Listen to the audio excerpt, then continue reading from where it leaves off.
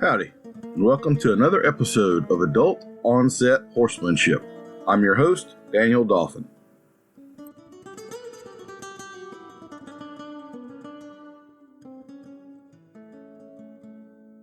I did want to let y'all know, if you have been following me and enjoying some of the bit information that we have got, we have a new online course that's being released. It has only been available up till now in a masterclass version that is like 30 hours long. We are now going to release the original 6 modules of that course, which does include the bit video, but a lot of add-ons as well as a 70-page study guide that goes along with the course. We have also included in this self-guided course 2 of the videos from the master class where we had some special guests coming in. So that's something like an extra 4 to 5 hours worth of content for you to watch that I think adds a lot of value to the course and gives you an idea of what the master class would be like if you decided to upgrade to it at a later time. You also, because you've already bought the self-guided part of the course, you won't have to pay full freight for the master class version if you decide to go to it later. If you're interested in checking that out, head over to thebitcourse.com. We will have a link in the show notes to the specific page with the self-guided course if you're interested in more information. At the very least, I would encourage you to get on our subscriber list for the newsletter. I do send out pretty regular emails with some tips and things, and that's not stuff I share on social media. That's all exclusive to this particular newsletter. So anyway, check it out. I think it's well worth your time and money, and it does cover way more than just the dry bit mechanics and stuff you may think it has. It's got a whole lot in there about how to use your hands, how to apply this bit in practical terms versus that bit, kind of the differences between them, the things this is going to help you with versus that. So it isn't just mechanical kind of stuff. It's a lot of very practical information as well. Tickled to have a returning guest on the podcast for you. Today, we have Miss Lee McLean. She is from Alberta, Canada. She has been on the podcast, I think, one of the best episodes we've ever had before. Last year, she runs Keystone Equine Facebook page, and she's a very prolific writer, pretty insightful, cool stuff. Definitely one of the ones worth following and learning from. And I would have to say, I really, really appreciate her insight and her bravery on the stuff that she posts. She's not a bullshit artist out there making magic and mystical things for you. She is also the author of a couple of books, Horsewoman, Notes on Living Well and Riding Better, and Love and Rules, Life Lessons Learned with Horses. We'll have links to those on Amazon in the show notes. So enjoy this one. It's another good one. We talk about geld scars, past horses, and some other stuff. Well, Lee, we are going to do the lightning round questions for you again, and I hope you remember to be on your A game because these are for points and prizes. Most of these should be new since the last time that you came on, but we do have a few classics that'll stay forever. I still vote Sorrel. I think I'm one of your 3 guests who voted Sorrel. Absolutely. Yes, ma'am. I didn't know whether I should change my answer after I found that out or not. But I lay awake at night about it, and I still got to go with Sorrel. Sorry, people. I'm Sorrel too. Yeah, bay is one of my least favorite colors. So although sometimes you do see one that's pretty striking, it's not one I ever would go for on purpose. So I decided if I was against sorrels, I was like immediately getting rid of about 80% of all the horses in the AQHA. Mm-hmm. Right? Yes, if you're not gonna ride a sorrel, you're gonna be on a bicycle. There used to be, so like back down to King Ranch days and stuff like that, they bred so purposefully for sorrel with blaze face and 4 white stockings, they would automatically send horses to slaughter with armed guards that had to bring back the brand. So if they got undesirable color and chrome that was culled in the harshest of senses. Is that truly a fact? Because yes, ma'am. Most people in the working horse world, they shun white feet. They don't like white feet. They throw shoes and get scratches, or greasy heels, or whatever you call it down there, and that's like a thing. Well, No, that makes me feel good because my head is always turned by a pretty red horse with white stockings. Yes, ma'am. And they've actually done so. The white hoof, black hoof thing isn't true either. That's more of a myth. I know it. I know it. But I have found out that I can ask a couple of thousand more if they got 4 white feet and a pretty white face. Mm-hmm. Hardest horse to sell in the world is a plain sorrel, plain chestnut. Yes, the dreaded chestnut mare. It's a rough world out there. Yep. Okay, no, I need to sit back here and enjoy these rapid fire questions. So I knew this was going to be a taxing conversation. I have 36% whipping cream in my coffee right now, so that I am bolstered and ready to perform. How long do you dunk a cookie in milk? There's a bit of an art to it, Daniel. I am from English heritage, so they're called biscuits, not cookies, from where we're from, and it's something that you don't do in the best company. It's something that you do when you're sort of hanging out with riffraff friends, but there has to still be a little bit of bite to it somewhere in the middle. It's an art, it's not something that a person takes lightly. So fairly long, but not too long. That's my answer. Do you like the drier, crunchier form of cookies or biscuits, like biscotti and that kind of thing, where it's like you might chip a tooth? If somebody had taken me to a small cafe in Italy and I was sitting there having biscotti with my coffee, then I might like that.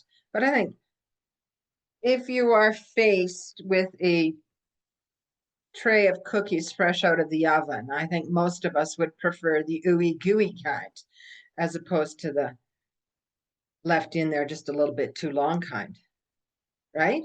I could see you being a shortbread kind of a lady. Is that? I am a wizard with shortbread, and also extremely well brandied fruitcake. that's a thing here. When I give you your fruitcake for Christmas, I am seriously asking, are you going to eat this or are you going to use it to prop open a door? Because if it is the latter, I will take it back, thank you, and just wish you a happy holiday, but I'll take my cake back. So yes, shortbread and fruitcake is very serious business here. There seem to be some fruitcakes. I can remember, have a memory from being a kid and eating a fruitcake, and it was just like the greatest thing. And then you have what most people put in their mind as fruitcake, which is like the worst thing. It seems like they either are terrific or terrible with no middle ground whatsoever. Yes, it's a bit like I've often said about my Welsh ponies. They're either terrific or they're really, really awful. Yeah, there's no middle ground.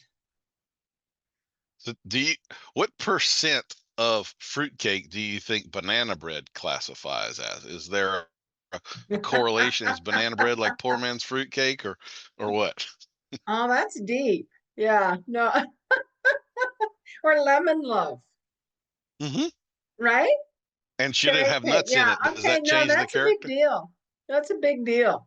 I think fruitcake, in order to qualify for fruitcake, it has to be about 80% things that most people would not choose to eat. All stirred together and masked with a heavy hand with the Courvoisier, with the brandy. Yeah. That's where like the apricots and all of that kind of stuff that you eat twice a year. Yeah, it's the candied peel that gets most people.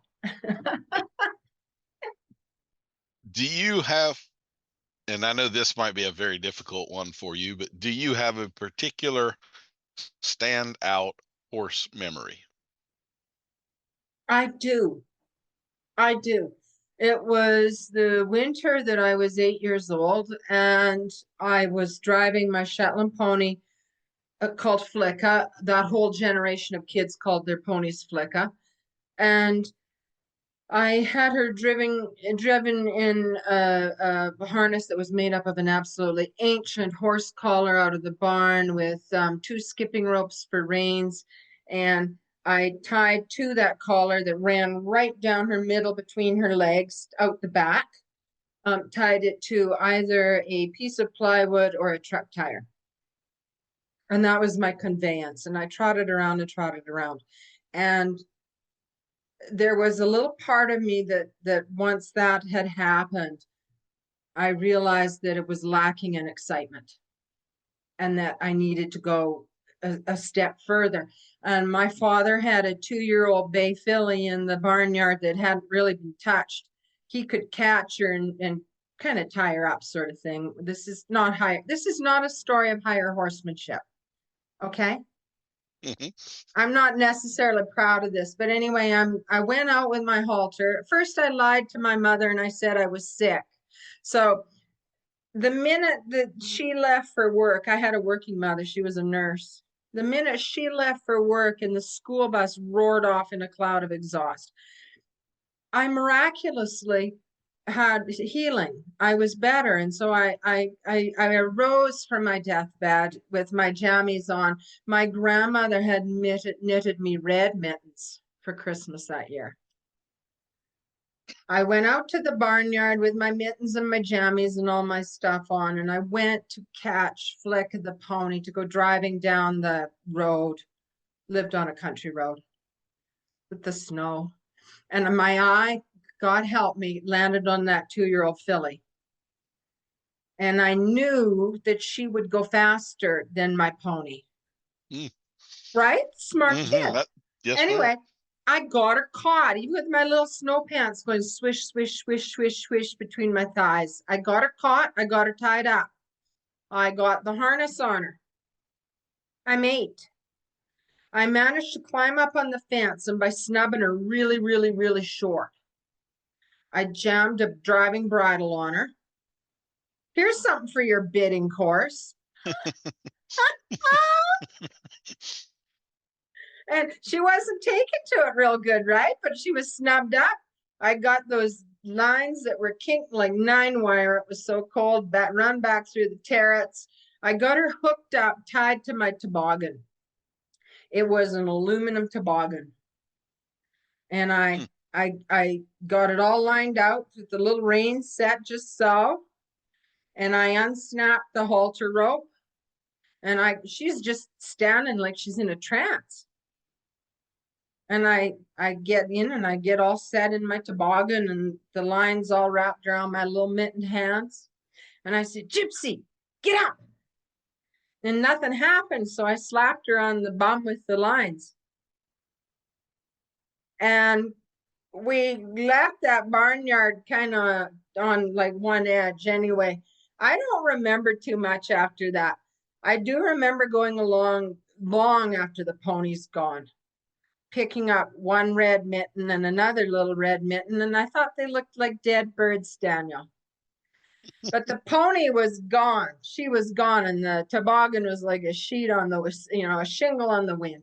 And I remember thinking about that time I started to get kind of concerned about my father, because he had quite a sense of right and wrong. And I was starting to stack up kind of a high and leaning pile of transgressions there a little bit. Anyway, we had a lovely neighbor called Mr. Lyons who managed to get his truck started and headed out on the road following the pony, who was making a pretty good clip. And I think she got through 2 wire fences and crossed somebody's section pasture before a good fence finally took her down. Anyway, he sat on its head till another neighbor came and helped him cut the pony free. And I'm standing worriedly at the end of our driveway, wondering how this is going to play out. They picked all the pieces of harness up. The toboggan was right flattened right out. My father kept that toboggan till his dying day. It was in his shed. And I was right. I was a little worried. I didn't sit down too good for a little while after that. But we did end up getting that mare driving. She would drive, but she was always always kind of hard to hook up. You had to have a crew of handy people on her head and hooking up her traces and everything. And then she'd have to line out real fast for about a mile or so, and then she'd come back and drive. We never did fix that from her. But that's kind of a memory that stayed with me for a while. Sometimes I have good ideas, and I've tried to remember if my good ideas are met with any sort of resistance with my horse. And I'm still the same person, so I still do this stuff, okay? Sometimes it's a blessing.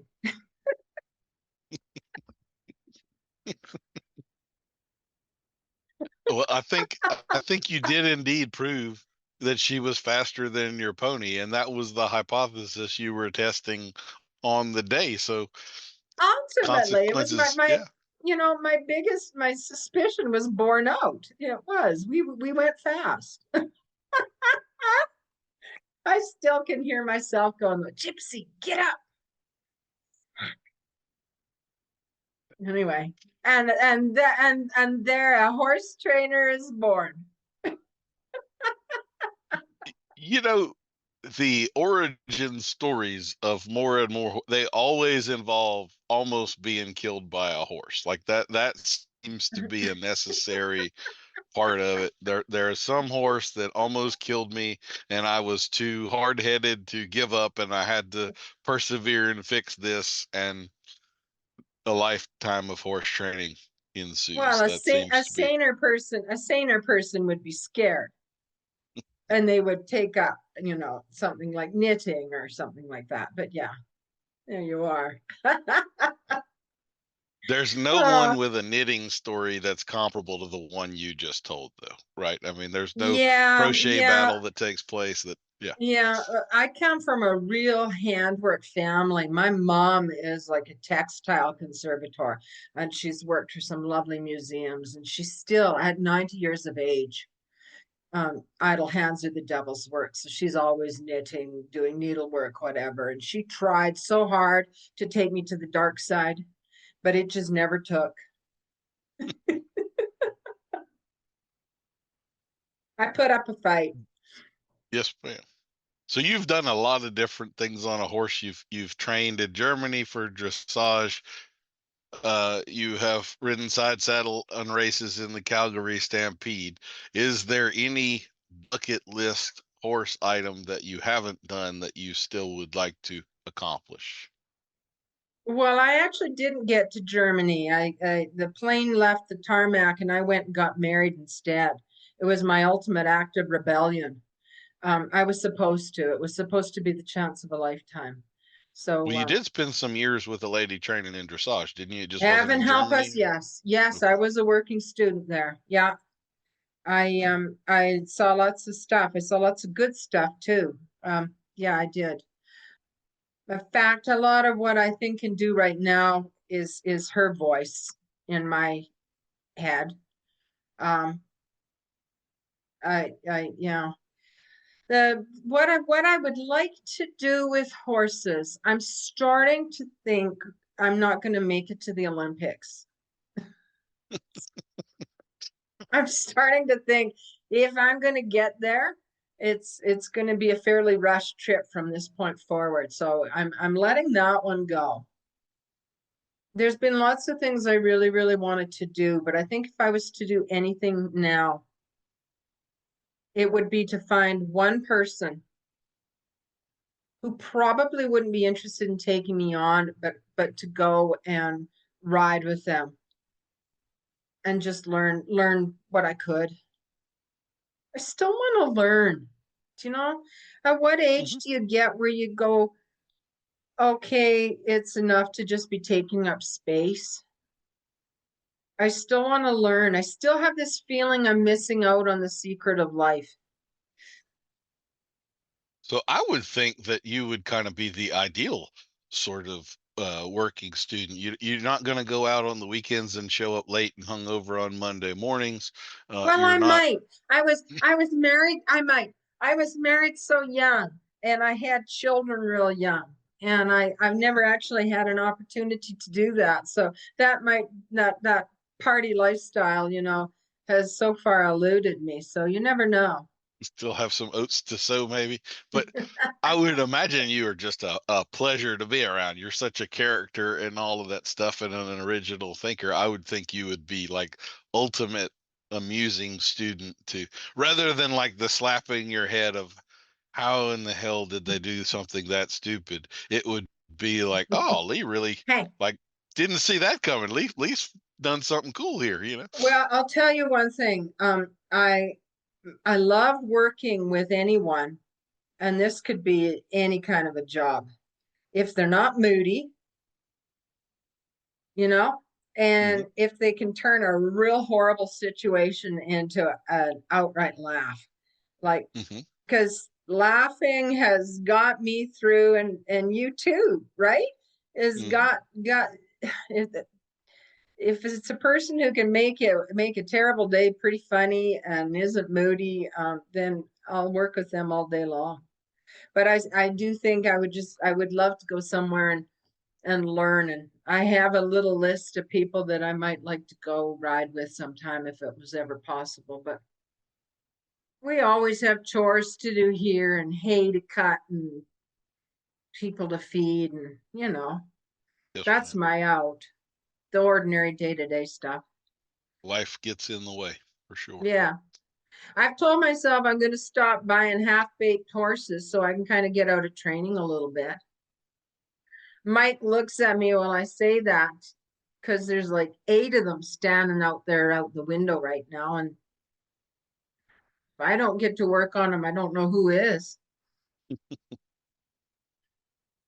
Do you have a bucket list item of life that has nothing to do with horses still out there?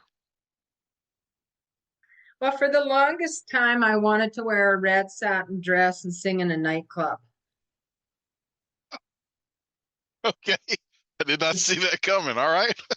That's been like my earliest dream from childhood. So are we talking like the not big band music, but like the 1920s flapper kind of stuff? Tell me, baby. 40s, 40s. Okay. 50s, like Classy. The gloves that come halfway up to your elbow and all of that sort of yeah, stuff too. but really, really sexy, really sultry. I like That it.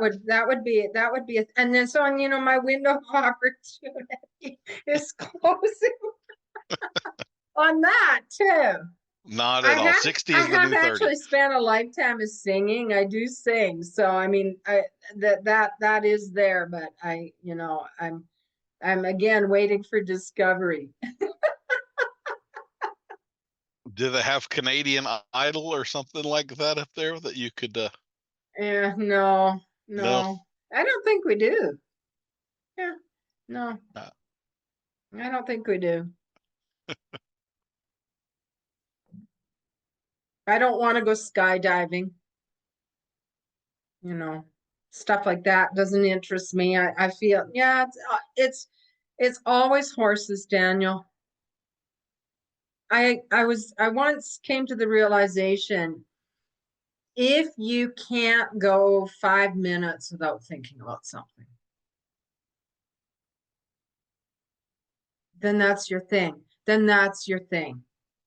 And I think that's the reason you're put on this earth. And you can tweak and figure out what you're going to do with that, whether you're going to try to make the world a better place or blah, blah, But I think if it's something that you can't go 5 minutes without thinking about, then that is your thing. And if any of us has a thing like that, aren't we lucky? Aren't we blessed? Yeah. Not everybody does that kind of. When I meet those people that they kind of just they wander, I guess they don't have a thing. Like I can't imagine what life like that would be like, where you that purpose is missing. I think they might be easier to live with. Probably, yes, ma'am. I ended up going through life with a person who can really land his plane. It takes quite a lot to get him riled up, and it's just he's just kind of goes this. Whereas I'm like emergency landings and sudden liftoffs and everything, you know. And so I think that the person that just finds a general interest in a lot of topics is probably easier to live with. I know every now and then my husband will just hold up this handkerchief. He's just like flying the white flag surrender. He's like, could we just talk about something else for a minute? Horses. Do you have a favorite place to eat? Is there a little mom and pop restaurant in your neck of the woods, or a certain type of food? We have an incredible, almost world-renowned restaurant about 10 minutes away from the ranch here in a tiny, tiny little town called Longview. And Longview is just surrounded with cattle ranches. And it's an actual European trained chef and his wife who's a sommelier, and they do incredible dishes and whatnot. I think the wait list to get in there is now over a year. Wow. So wow. And they're in the middle of nowhere, which goes to prove if you have something special to offer, people will come to you, you know? And they did this. So that is an incredible restaurant. But I'll tell you, for me, both my husband and I kind of like to cook. We love just coming up with something great in our own oven, or going down and cooking a steak and pan of mushrooms down at the creek, crack a beer. It's yeah, it's all about the food more than the place. Do I like y'all real, raise? yeah, beef. Yeah, do y'all eat your own beef? I guess is there Yeah, we can't yeah. eat it if it ever had a face we saw kind of thing, or Well, no?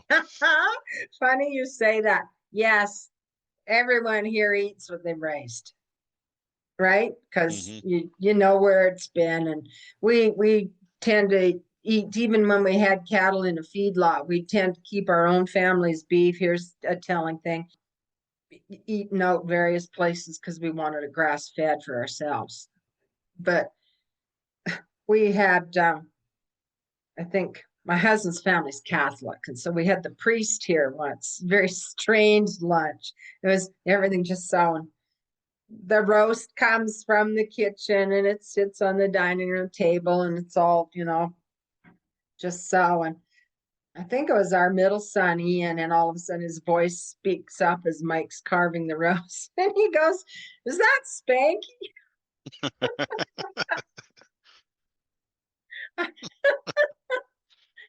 Just, you could just see the priest call for some sort of divine strength to get through that meal. Oh man. So we try not to name what we're eating necessarily. Yeah. But we do have the feeling that when you have raised something that is feeding your family, that is a very noble act. That's not to be taken lightly, you know. I feel that way with any of the meat that I eat, whether it's bought from the grocery store or not. It's a noble Mm-hmm. act to feed us. Yeah. Yes, ma'am. I'm the same way. That's one of my oddities with my wife. She came from a family that raised cattle, and she cannot eat anything that we have Yeah. raised. I've tried chickens, rabbits, cows. She won't do it. It has to come wrapped in cellophane from a butcher somewhere else where we have Yeah. no idea what the To cut origin. that link. I Yeah. think that's something that happens quite a lot. I know our daughter went through a little phase, and I know the neighbors did too, where all of a sudden in high school she said, "I'm going to be a vegetarian." And that went on for quite a while, because she couldn't bear the thought of eating what, you know, they'd ridden out and worked and trailed and everything else, until one day she said, "I want to be a vegetarian, but I really like beef." And so that was a thing that she had to come to terms with. But I hear your wife. Yeah. Yeah. Not a problem that I share. I feel like we owe them a good life, but I don't have any problem with eating them Yeah. afterwards either. Yeah. On a scale of 1 to 10, how well can you back a trailer? Well, no. I used to make money at the shows when I was a kid by backing in women's trailers into the lineup. So, you know, it was a good day if I had enough money for like a hamburger and fries and a cream soda and some mojos. And yeah, I mean, so I think I got it going on pretty good. It's some trailers are a little easier than others. I find that some of those bumper pulls, if they got a real short hitch, Mm-hmm. you know what I mean? They're almost like backing up a garden tractor trailer thing. You know, they you're going good, and then all of a sudden it's so heck what happened. But yeah, I'm okay. I'm gonna give myself a oh, I don't want to be too braggadocious. Let's go 8.5. That's fair enough. Yes, ma'am.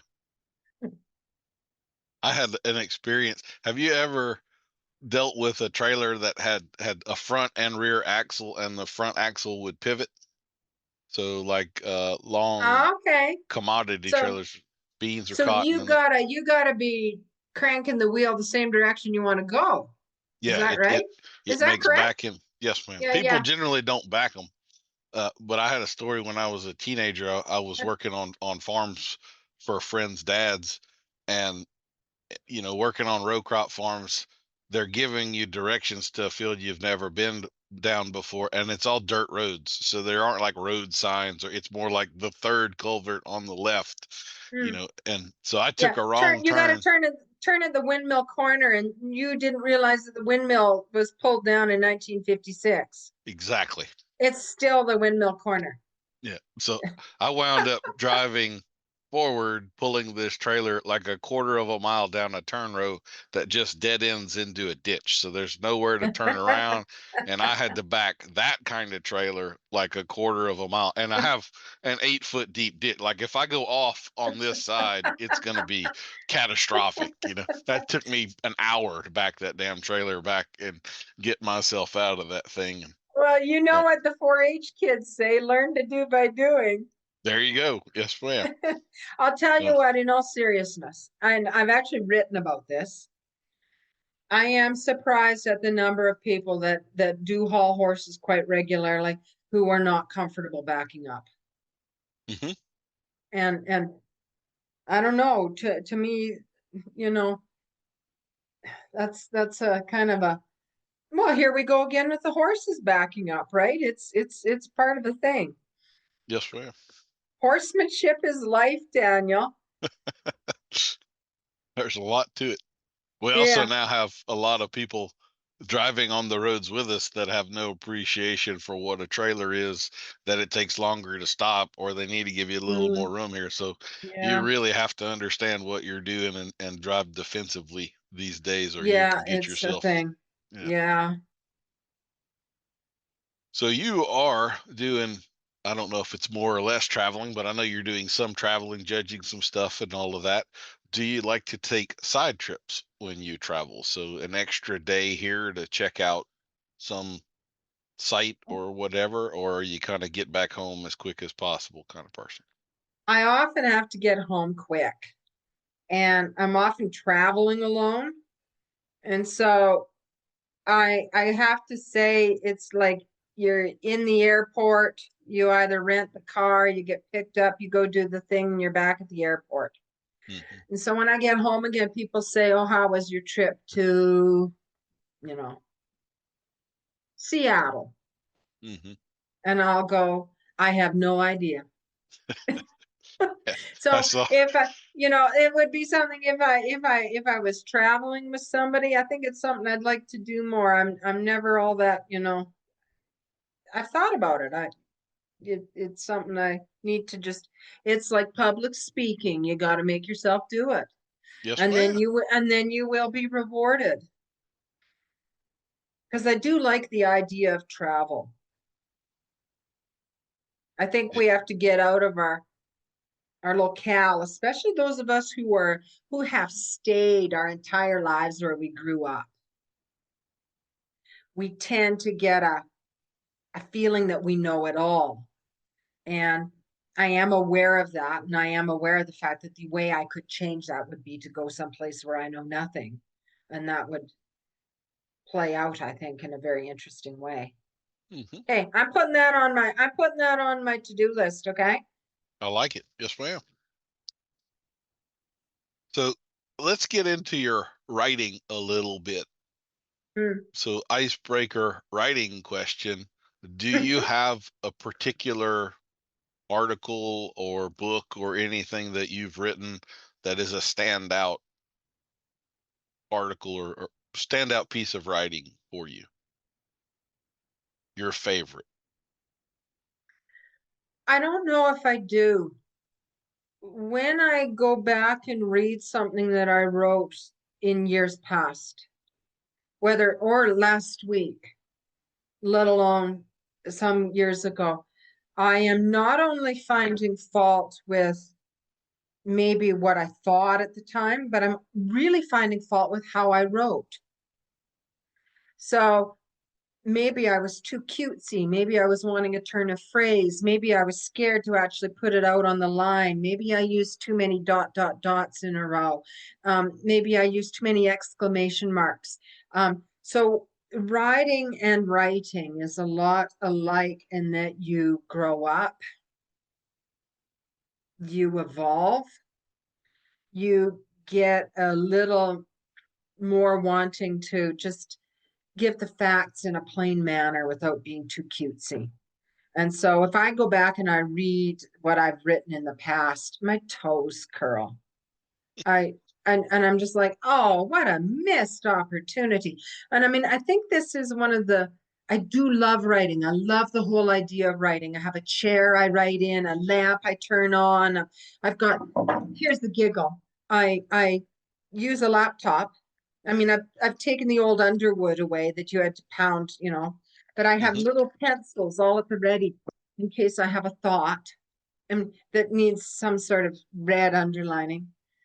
I love writing. It's absolutely delicious for me to pick apart a thought and put it down and worry at it a little bit like a dog with a bone. But when I'm done, there's always this dissatisfaction. And so when you write books, you have now cut down a forest of trees to make way for all of these mighty ideas that you put forth into the world, only to find out that maybe some of your stories would change just a bit. And that is actually stopping me from really digging in and doing my third book. This fear of sacrificing all the trees, all the people's money, all my time, all of the stuff that's involved in getting a book born. And then in a few years, knowing that it mightn't be good enough. So this will get deeper than I intended to, but I want to follow this little track for a minute. So who are you writing for? Like, is your own opinion 3 years from now more important than all of the people that might have really enjoyed that thing that you wrote? If they really enjoyed it, is that satisfaction enough, or would your own self-disappointment be enough to ruin it for you? When I'm writing, I matter more than anyone else, which is that not awful? Oh. Anyway, okay. There's a terrible thing. My husband would say that's Lee McLean in a nutshell right there. You bring a good point though. When we write, and I think it might be a bit like being a songwriter, and I've written some songs too. When we're writing to make a hit, to write for somebody else, to please other people, we generally have sort of strained all the meaty bits out of our gravy, and it doesn't stand for anything after that. So let me ask you this, like, would you consider writing to be art? I think it can be if that's important to you. I think it can be. It can also be, a matter of writing a little note that says, don't forget to pick the milk up. Where the sweet spot might lie is in making a piece of writing that is enjoyable to read, that transports you for a few minutes into another place, another mind, another time, but also teaches you something and gets a, A, B, C, D, E, F, G, a certain amount of information out there. I think that's where I am aiming. That's what interests me quite a bit. Not always so much the storytelling aspect of writing, but hoping that there will be something in exchange for the reader's time. I want that reader to get something out of my stories. Well, I guess where I was going with the art thing is more that I think intrinsic to all art, there's an aspect of time. So with a photograph, you might go back and critique the photograph, but the light is what the light is at that moment, and the subject is what the subject is, and you're just capturing it, and critiquing it later at a different time isn't really, it's not relevant, it's not fair. If we did sculpting or something like that, you could make the same. Even songs, in a sense, that is a snapshot of a period of time. And even though you're singing about the girl you loved when you were 23, when you're 57 now, even though you still don't love that girl and she keyed your car and slashed your tires, the song is still a relevant snapshot of. It's still a chapter in your story. That's a really good point. I like that. And it does maybe help deal sometimes with some of the, I'm going to use the word shame for lack of a better word. For a long time, growing and changing and learning and everything has been tinged with shame for me, as though I somehow thought that I would, land on my feet running, knowing everything. And I don't know where that comes from. But even, especially in the horse business, so many people seem to know it all. They have all the answers. And I often feel like, what's wrong with me that I don't? Well, I think you have an awful lot of answers, and even better, you inspire great questions, and that might actually be a lot more useful than having all of the answers. Thank you.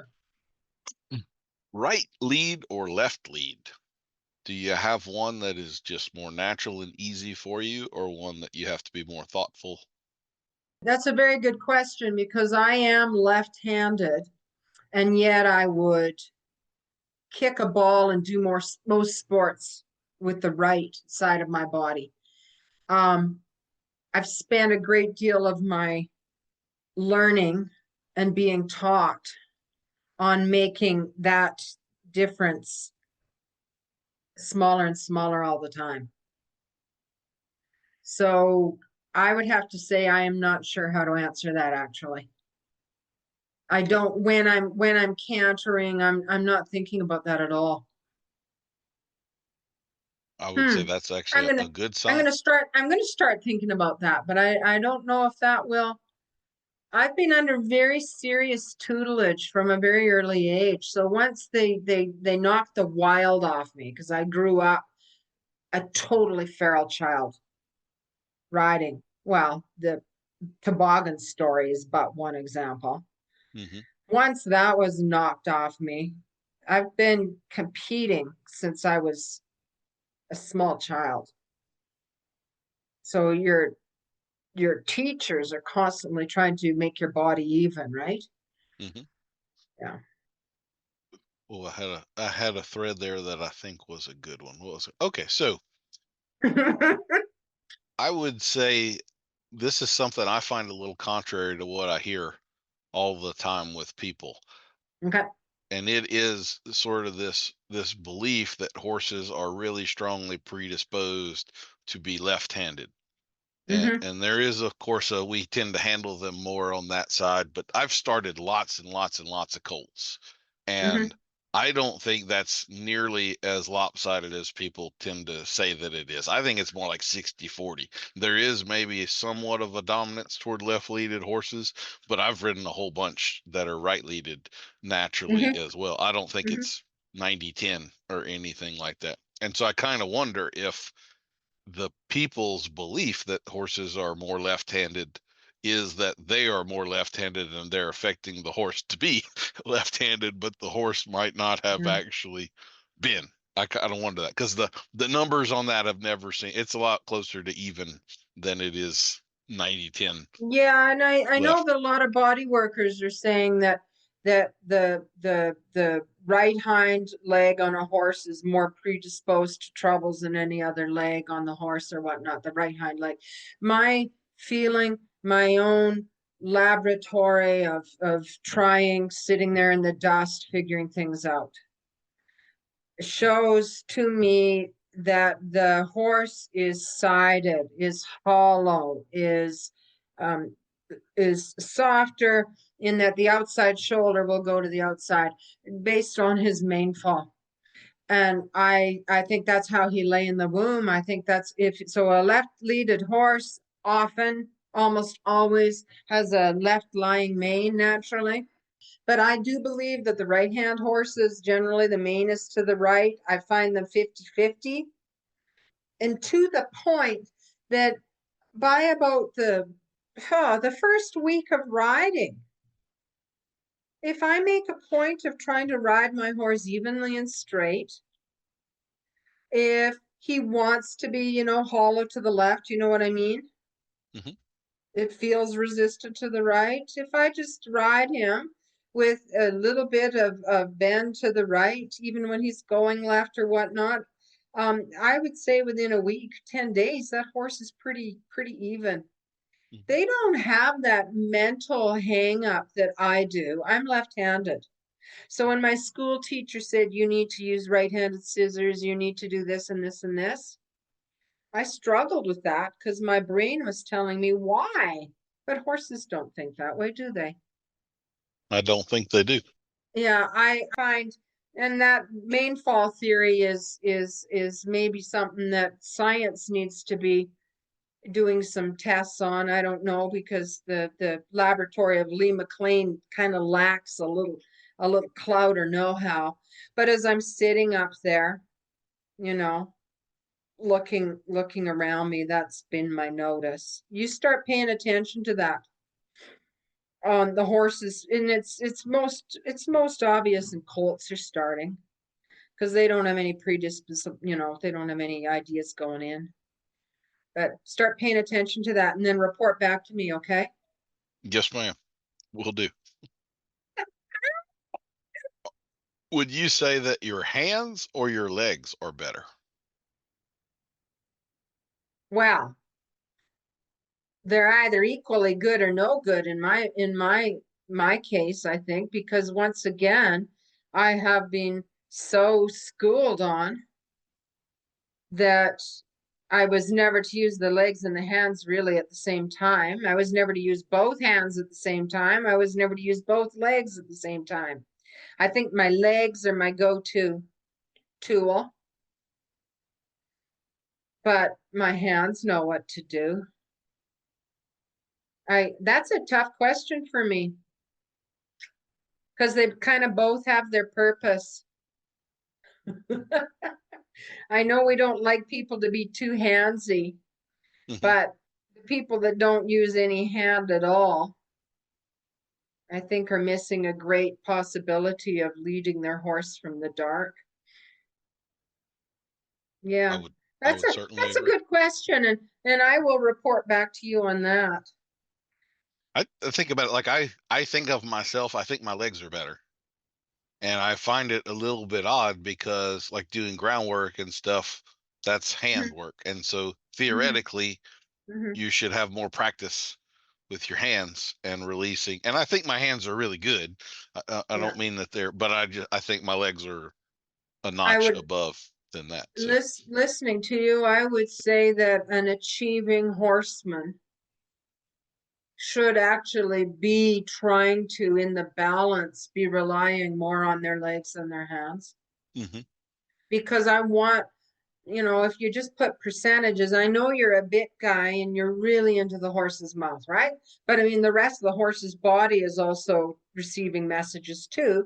So mathematically, that mouth should be refinement, our little refinement. But yeah, I would think the legs would be a good answer. Yeah. And I ride a lot of spade bit horses. We'll get into that in just a So minute. if a person says they ride with their hands more than their legs, I want to look at how their horse is going. Yes, ma'am. Yeah. That's another question entirely. Besides a horse, what animal would you most like to ride? Pony. I think there's some very majestic, magnificent animals in the world. Ones that I know nothing about. Elephants, camels, mountain lions, all sorts of things. Even cows. I see some people riding cows doing amazing things with them. And I go, wow, that's actually really fine-tuned horsemanship if you can get a cow to really perform beautifully. Mm-hmm. Yeah. Do you agree that hot dog water is the opposite of holy water? I got a hot dog water story for you. Oh, let's hear it. Well, I have 3 children and I work from home. So guess who always gets put on the hot dog mother list, right? When you're making the Thursday hot dogs for the school kids. So I was working with quite an uptight lady who was not getting what I was laying down half the time while we were in this little room together preparing all these hundreds of hot dogs.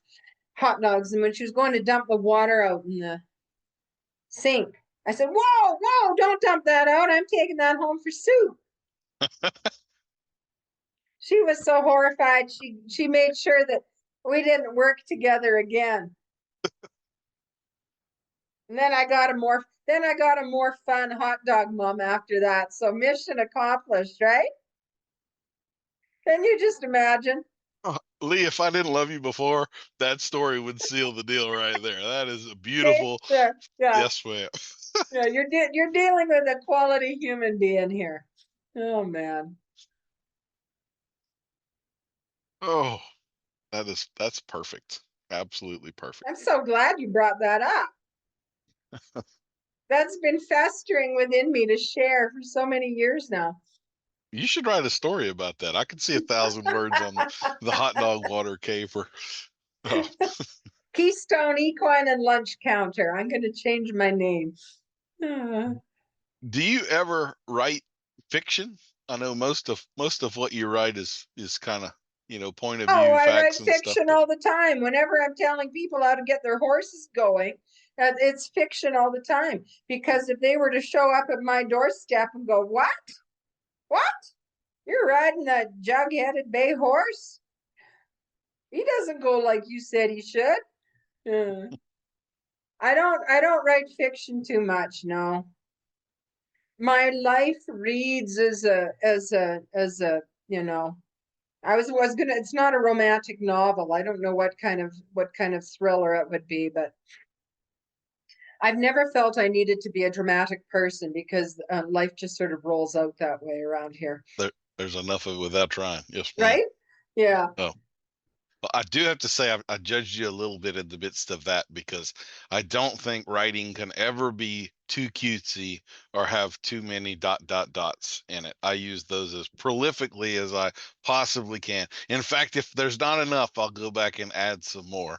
And that's just how I live my life, Lee. So, The 3 little dots. Here is the thing. My writing day to day, because I do it every morning, I'll write in the dark. And then when it's daylight, I'll go out and do chores. So my writing happens in the morning. And I'm writing on Facebook. That's my platform. Those are my people. I've tried Instagram and everything else, but those are not my people. When you are writing for something that's going to be scrolled down on a phone, okay, so we've got a screen that's 2.5 inches by 5.5 inches, sort of thing. People are scrolling while they're on the commuter train. Those 3 little dots are like you're saying to them, whoa, lick, swallow, breathe. Those three little dots, right? That's getting them to kind of stop for a second, because whatever came beforehand is begging to be savored a little bit. Don't just roll on. And so writing for social media is different than writing in a book, because a book, you've got a big paragraph and people are kind of going through it. An average paragraph on a phone or a laptop suddenly is like a textbook that doesn't have enough photos in it. It starts feeling like heavy going. And so you gotta make little sound bites of writing. You've got to use those little dots to get people to sort of think a bit. That's a manipulation. I always use them when I'm not finishing a thought that I think is obvious and quick and you're going to connect with. And if I actually wrote out what we all already know, it would just waste our time. So we just ... onto the next. That's kind of how I See, view it. Your biggest problem is you're always about 3 steps ahead of everybody else. You got to put those dots to let us catch up. Well, I'm ahead of myself most of the time too. If anything I had worked as fast as my brain does, I would be in good shape. I'm always behind it trying to catch up. I could ask you again your favorite dinosaur or deep sea creature. I don't remember what you said last time. So do you have? I wasn't sure I had one, because it's not something I've ever thought about. But I'll tell you what, I am late to the party. I watched on Netflix that octopus show. Mm-hmm. Do you know what I'm talking about? I've heard of it. I haven't seen it yet, but it's on my list. Yes, ma'am. I have an affinity. So I'm actually wearing my octopus shirt right now. I am a deep fan of octopuses. I think it's called, like, My Friend the Octopus or something. You must. End of story. They are pretty cool. Yes, ma'am. There are several people like on Instagram that I follow that have octopuses, and because they're a fairly short-lived animal. They live like a year and a half, something like that. For how developed they are. Yeah, they've got a short lifespan. But Yeah. they'll do daily videos of the new food puzzle and watching the octopus figure it out and all that stuff. And they really bond. Like they'll put their hand in the tank and the octopus will crawl up in their hand and just hang out with them for a few minutes. And I don't know that I'll ever have a tank with an octopus in it, but I would love to. It would be one of those things for me for sure. Okay, so you promised me that you are going to look that show up and watch it. I will. Yes, ma'am. And report back. I will report back. While I figure out whether I am left-handed or right-handed or not, okay? Sounds good. Yeah, okay. Homework. Let me ask you this. I have been asking, I guess you listened to the podcast because you answered it without me prompting you, but I've been asking if those people were left or right footed, kick the ball with this foot or other. So if there's the belief that the horse's mane on this side or that side is a correlation with lead, do you think that hair parting for us would also be a correlation to right hand, left hand, right foot, left foot? Would that not stand to reason? Yeah, it would stand to reason. I might not be a good case, because definitely I have cowlicks and swirls that go to my left side or whatever. I don't know. I think left-handed people are really hard to get a read on with that, because most of us have been forced, isn't the right word, but we were strongly persuaded to become ambidextrous. Even when I was in a lot of school sports and we had to throw a ball right-handed and everything, nobody wants to rope with a left-handed roper, right? We learn early on that to kind of make life better for ourselves and everyone around us, we need to use both sides. But you get out there, after you've watched the octopus show, you get out there and start watching how your horses go. Now you have to have a horse that's not like in the show world, not cutting, not cow horse, but like English. Very often the manes are all trading to the offside. It's a thing. So that then takes my theory and makes it wrong 50% of the time, right? But it's been true enough long enough that I'm starting to think there might be something to it. Maybe so. Yes, ma'am. Well, that brings us to the end of our icebreakers, and I have got How you how at. on earth are you going to score that sucker, huh? Because there was a lot of kind of going off on tangents. That's the good stuff.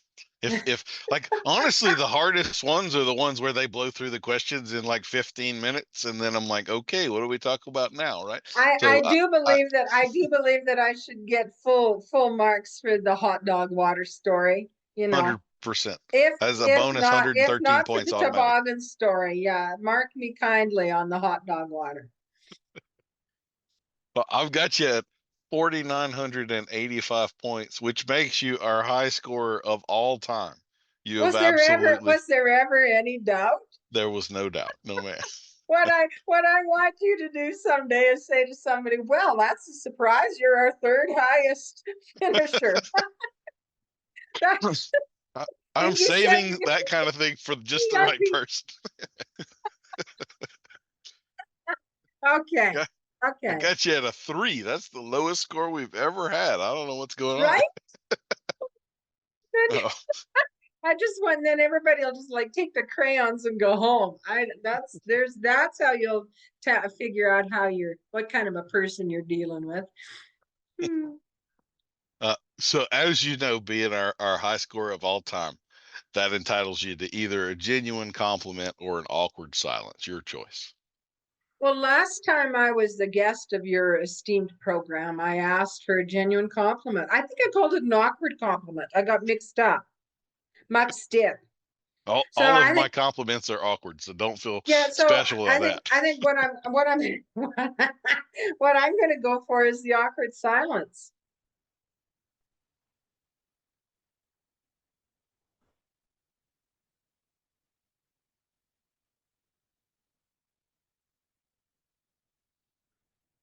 Well, Lee, I do want you to know that for certain, the awkward silence was harder on you than it was on me.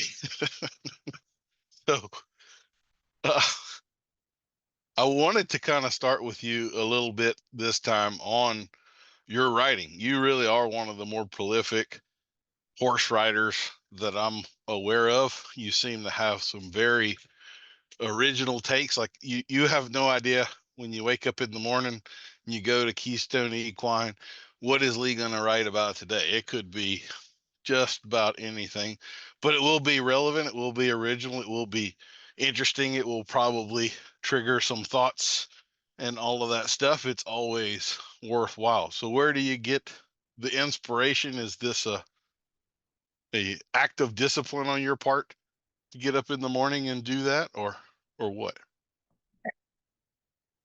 It's almost like an addiction now.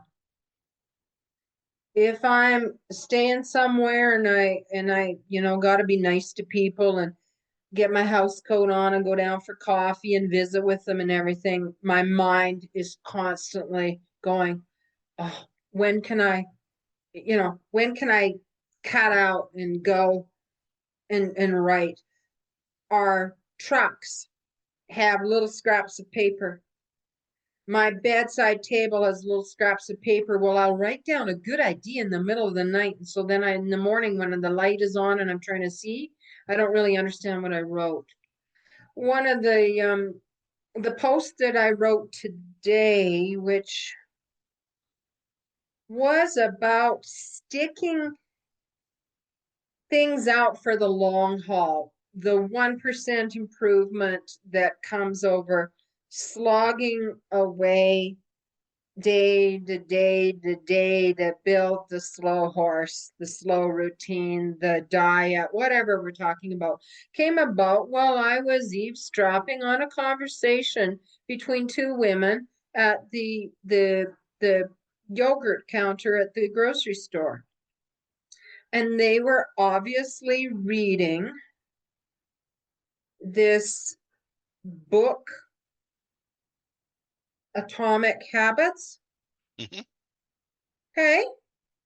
And I'm supposed to be choosing whether I want 2% or 9% or full fat, and whether I'm going to have coconut yogurt or vanilla or whatever. And they're going on about this book. Well, then I go home and I Google it.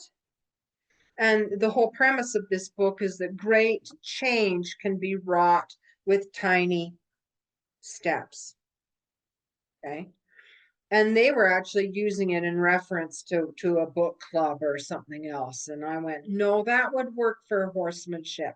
So I'm always casting about. So I'm really, really, really cautious about the pages and the people that I follow on social media.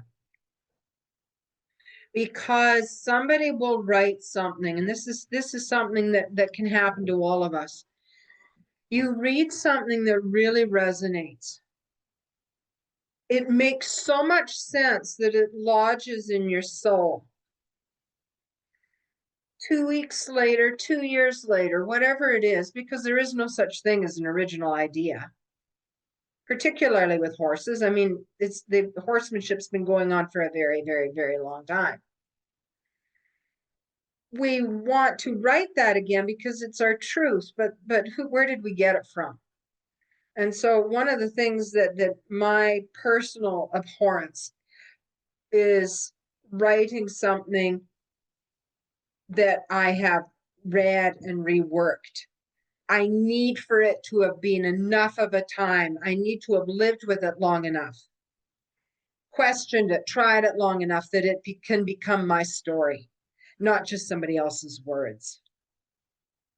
And if we are taking in other people's facts and horsemanship and whatnot, yes, it can make us richer and have a broader scope or perspective. But we also have to be afraid kind of a little bit of what we're letting in. Especially if you're going to rework that, write that, and set that out as your own. So it's a little tightrope I walk. Oh, if I'm hearing a news story or a song or lyrics, or I come up with an awful lot of stuff, just doing my chores, because it's a mindless place where you start kind of mulling things over, a conversation, a thing.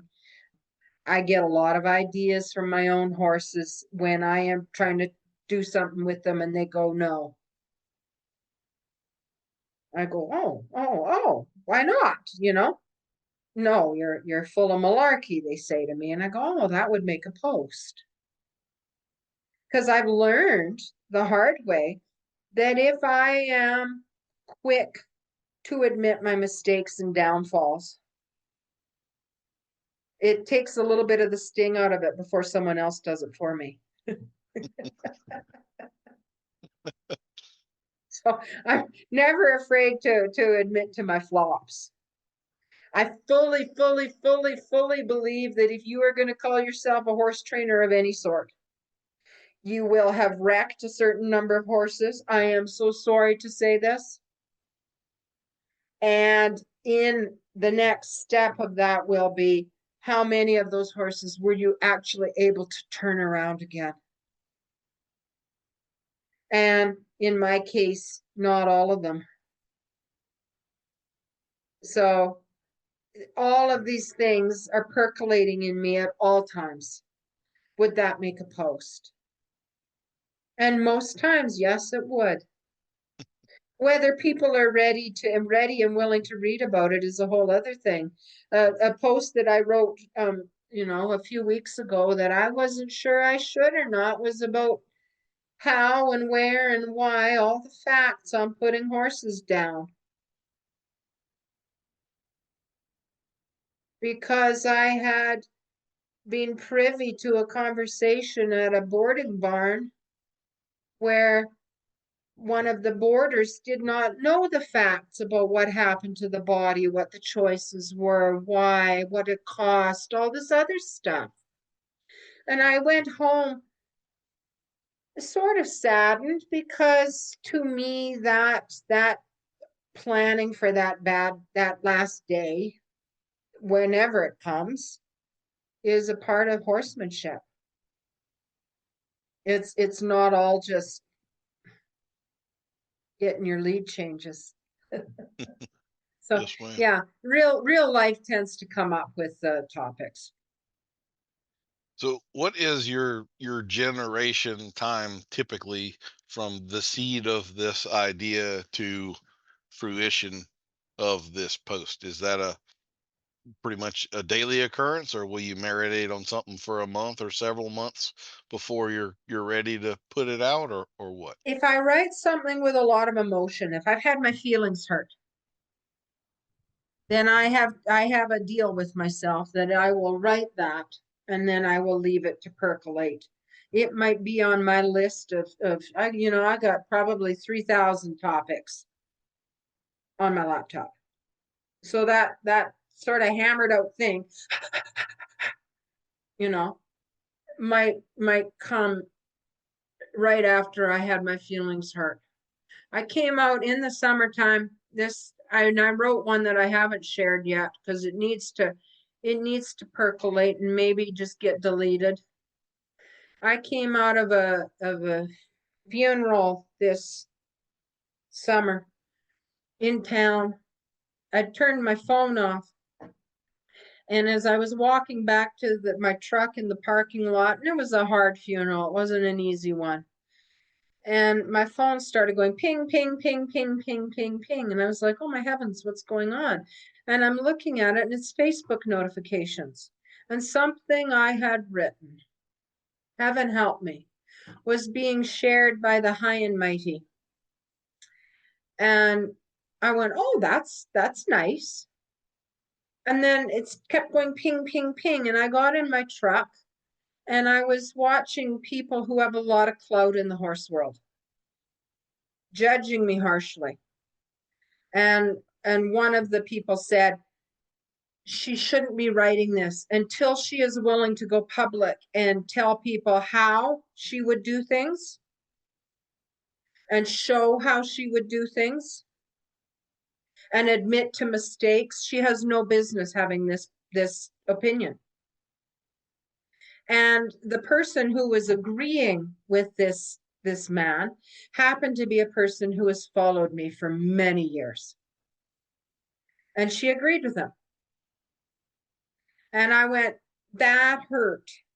And I went home and I wrote about that. It still hurts me because that person had an opportunity to go, no, she shows her training and her pictures and her problems and her fears and her F-ups.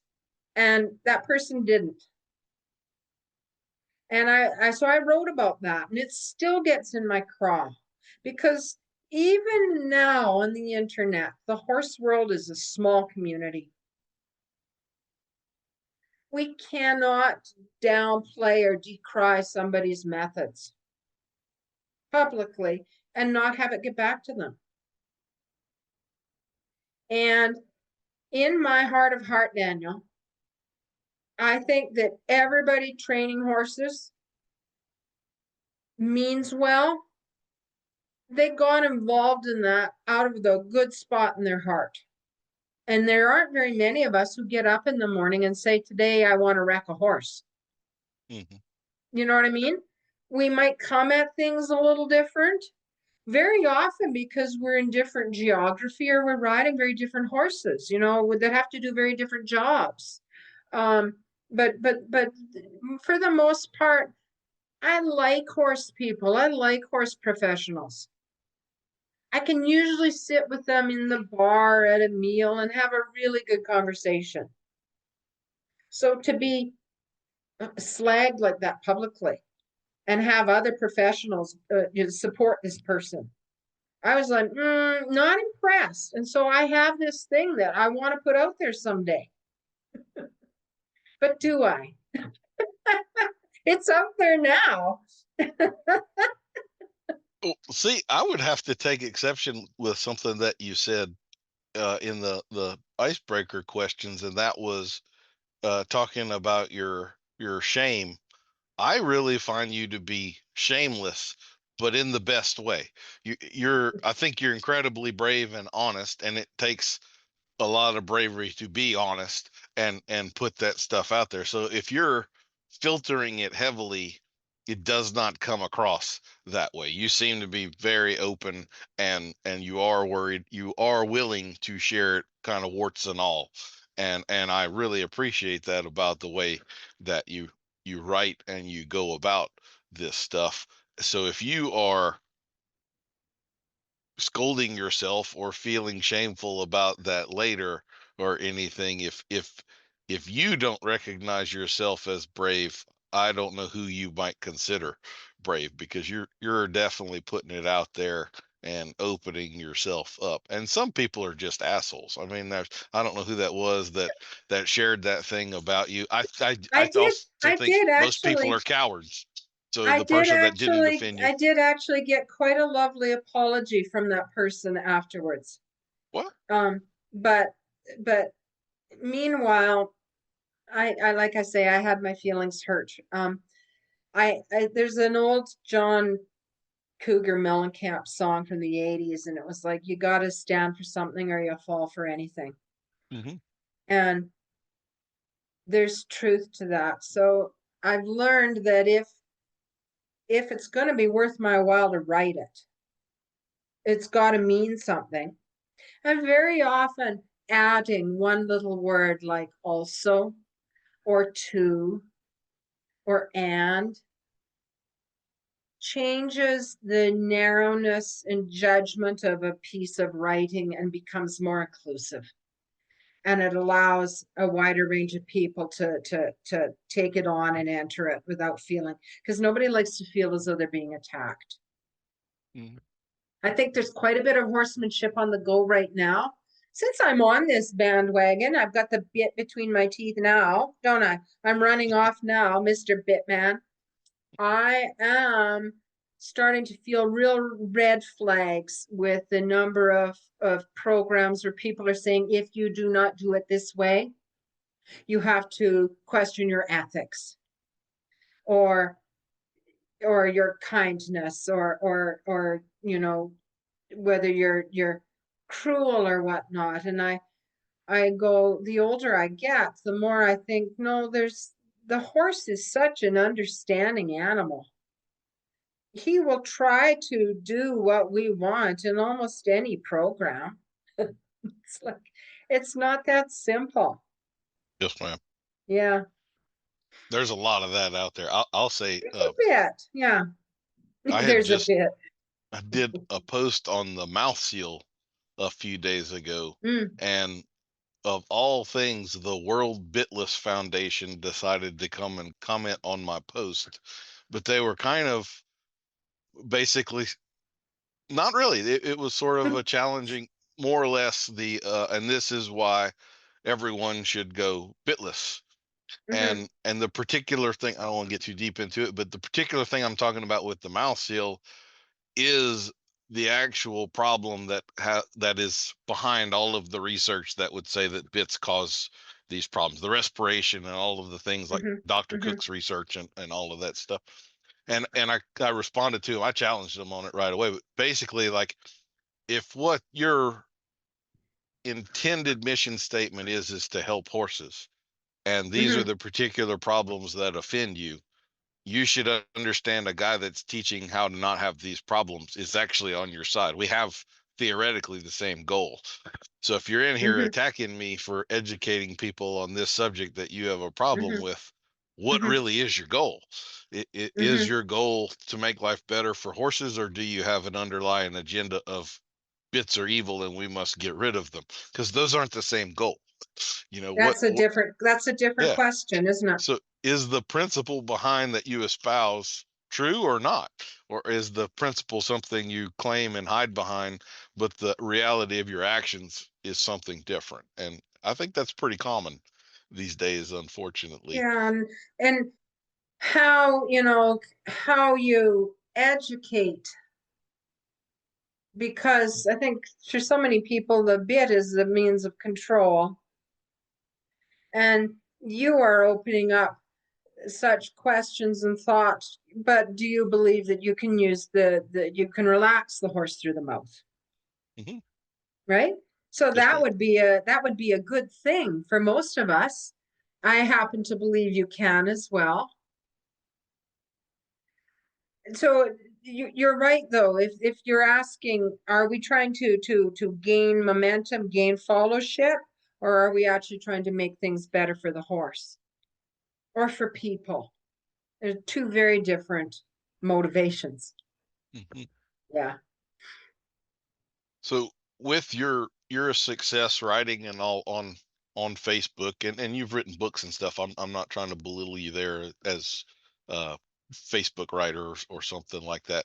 Do you find kind of a rhyme and reason as to the type of post? So like, can you now predict this is going to resonate and I'm writing on this topic and it probably won't do as well? Or are you constantly shocked and surprised what I hits and what am doesn't? shocked and surprised. I will share something that has taken me 50 years to figure out. And maybe I'm wrong and maybe that's changing, but it's fairly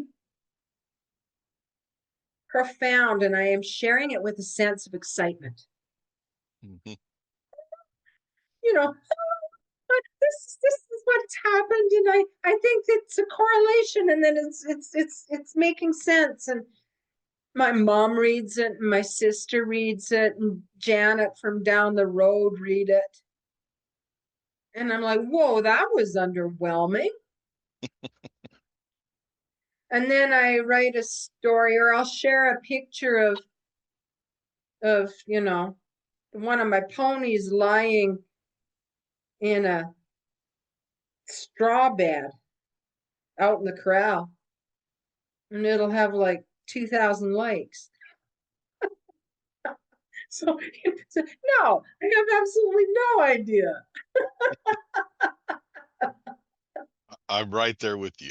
I've shared some stuff that like I thought was profound and important, and like every single person following me, like, please read this. This will make your life better. And it's just an echo chamber out there. And then Cricket. you'll see, yeah, some other post, and it's like just fluff. There's nothing of substance to it. It's just a repeated, whatever. And like this changed no one's life whatsoever. We all lost 10 seconds reading this, and it'll have, like you say, 2,000 likes on it or something. I And you just know, like, I know. why? What is going on here?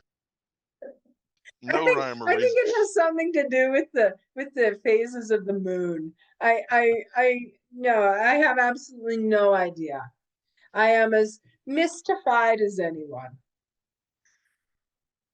Do you ever write with a master plan that goes beyond the day? So, in other words, are there like overarching themes that carry through? And when we have accomplished this 6-month period, if you go back and look on it, there was a organizational structure in there that you had pre-planned, or is it just seat of your pants, whatever hits you this morning? Well, I'm a kind of more of a seat in my pants kind of person. Organizational plan is not a phrase that is linked to my name very often. I will sometimes take a theme though and revisit it through the week. So I have taken themes like fear because in my teaching, in my emails, in clinics when people talk to me, there's a lot of people riding scared. And that is a theme that I think often bears revisiting. What do we do about that? Mm-hmm. Have we had enough? Is it time to hang up the spurs? What are we going to do about it? Are we going to find a safer environment, a more understanding teacher? And this one, which people fight tooth and nail, a different horse, a horse with a bigger, ability, a vaster ability to accept mistakes or not take it. We can have the best schooled horse in the world, But those ones that know what you don't know kind of thing in an instant, you know what I mean? They're not probably the best horse with a fear-based relationship. So I've studied that quite a bit. Or, I did a week before Christmas on just schooling things about, I think I picked out 5 or 7 topics that I thought a well-schooled horse, and I am using the term well-schooled purposely here because I'm trying to not get people defensive if I should use the term well broke. So so sometimes I pick my wording wisely that way, but every now and then I will go through a phase, or a mental health phase or something, or an aging phase or whatever. Yeah. Sometimes you have to kick the ant mound. I understand. That was actually one of the questions I was going to ask you, is as a writer, and word choice being something more on your mind than maybe the average person, do you ever fight the connotation versus denotation? Because I've had some of those articles where I wrote it, and then people will, there'll be a little uproar about my choice of words, and I'm like, the definition of that word fits what I said there perfectly. Your feelings about the damn word are not my responsibility. The definition and your feelings are not the same thing. I write with the definition. So that's your deal, not mine. I'm aware of the fact. I'm probably a little more PC than you are, right? Like, I am Canadian. So like let's just get that out there. I know that if my intent behind that article is going to get lost or buried under how somebody's feeling about a word I've used, then it doesn't serve me to use that word. But I have dug in a little bit about the term well broke, because in my realm, a broke horse is the one that we all want to be riding. And my broke is not somebody else's broken. And right. And it doesn't hurt them. It's not as though I'm being, I'm insisting on using a racial slur or something, because this is a different thing entirely. And very often people will kind of get bent out of shape. And I think I'm making a little headway on that, because there are certain differences in the using Western horse that anyone who is not from that world will likely not understand. I try to explain the difference of that horse, but it is a different kind of horse. Like I went out on very, very thin ice last week, but I skated under the radar by saying I was playing devil's advocate. But I said, obedience. Obedience is one of the words that's got lost in translation, because obedience is gotten allied with forcefulness, with somebody being made to do something against their will. And yet, if it is now, and I am told to get out there on a horse kicking and screaming, and I'm wearing my Carhartt coveralls, and I can hardly get on, I can't get off, I'm wearing snow boots, it's freezing cold, I'm riding in mittens, ground is icy, the wind is blowing, I do want to actually be on the obedient horse. Because the opposite of that is a disobedient horse. And I don't want to be on that horse, because I'll get hurt. Sue me. So, and do you know what? I stated my case. There wasn't a single person who said, you are full of bullshit. They went, oh, okay. They came up with words that might mean the same to them, but I still think I like an obedient horse. And very often, my obedient horse, his ears are up. They're swiveling around. His posture is relaxed. His mouth is closed without being tied shut. His tail isn't swishing. He doesn't appear to be upset. I think it's how you go about it. Yeah. I would say, liken this to people you yourself described as a feral child, and I think some of your stories give you certainly the credibility behind that. But I would be willing to bet that you were very obedient to your father as well. You don't speak of them with irreverence or anything like that. I'm sure if he said do X, then you Well, still did X. But he you may have. he generally got the last word. Our relationship was fraught with a bit of, I think my sister was very obedient. My father tried, but yeah. So he handed Mike a mess. That's what you're saying. A little. Best of luck. I tried my best. A little. In the end, I don't know. Um, it's like I drove school bus for 18 years. Okay. And so bus number 7 is like this little country. It hasn't got a lot of power, but it's got its structure. And I was like a benevolent dictator. I bribed the children for good behavior regularly. I took them out for an end of school year hamburger, and basically I loved them all dearly. I had the best kids in the world on that bus. But if that sucker was to catch fire, boom, they need to know how to exit that thing the way I told them, in the manner that we practiced. And we can discuss it after the fact, but we're not going to, I've got this thing when I say jump now, I don't want you to go, why? I want you to go, okay. Yeah. I think there's some of that to those of us that have raised kids in legitimately dangerous circumstances.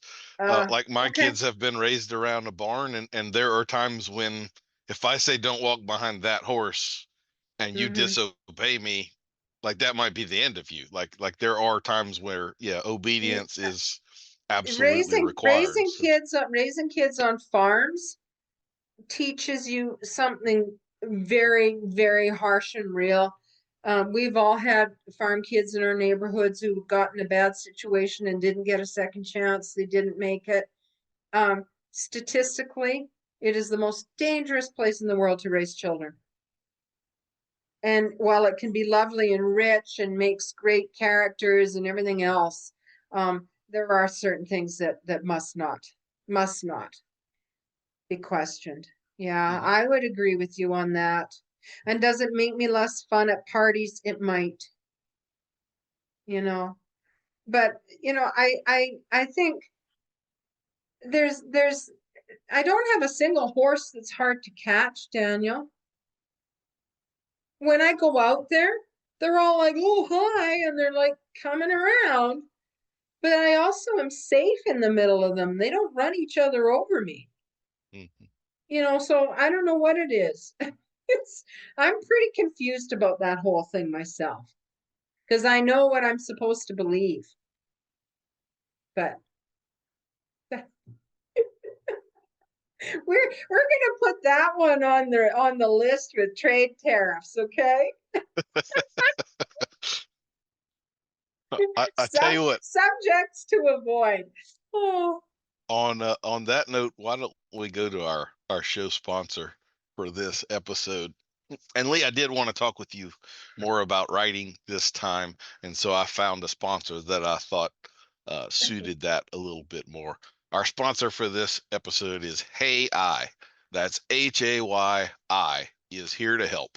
The second coming of AI has made its way to the horse world. That's right, and this version doesn't involve semen and services unless you want it to. Artificial intelligence for the ag world is here, and I, for one, welcome our benevolent robot overlords. You can now be somebody without all the hard work. Are you sick of plagiarizing other equestrians who actually have original ideas? Has following the latest fads with the same audio gotten stale? Are you too busy to be bothered with remembering things like which version of the words your or their is the correct one for the thought you're expressing? Why take the risks of rejection? There's no need to go out and earn the scars and trauma that develop character and allow you to have a personality. Join the masses who have used our platform to be unique. Hey I is here to solve your problems for you without any effort, talent, struggle, or discomfort on your part.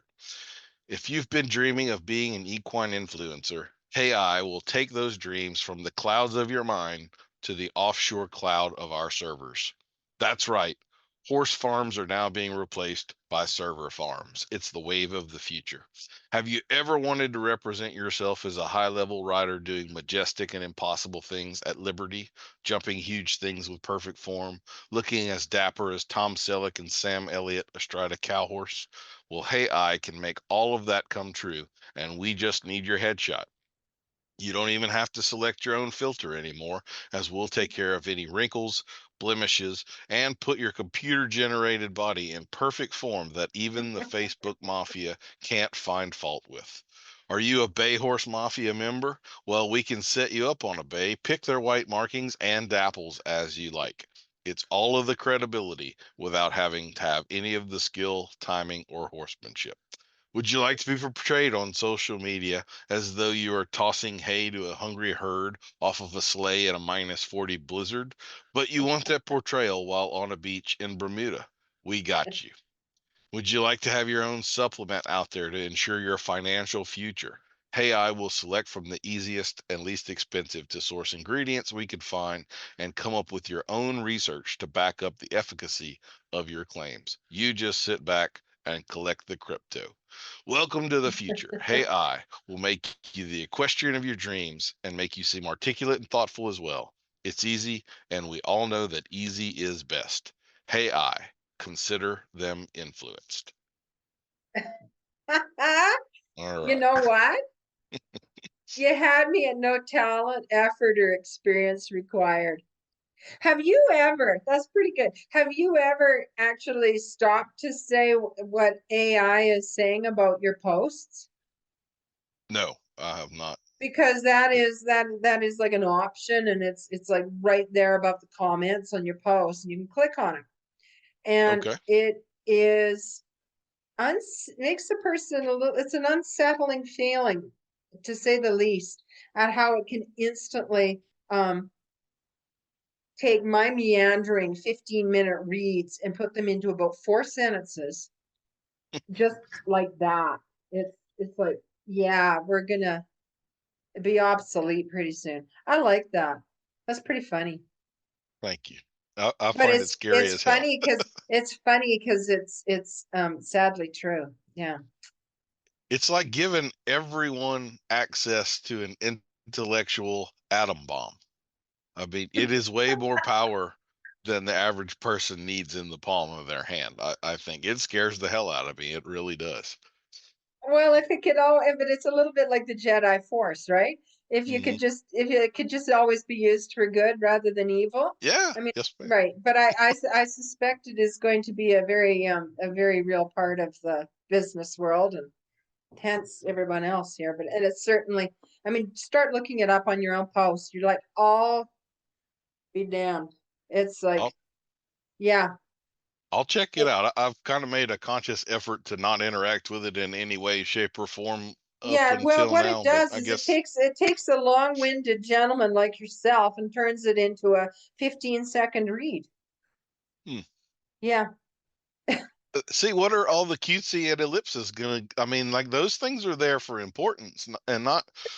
We don't need summarization. Like the Yeah, flair and well, the pizzazz that was there. That took yeah, time. it puts paid to all your dots, Daniel. Oh man. Okay.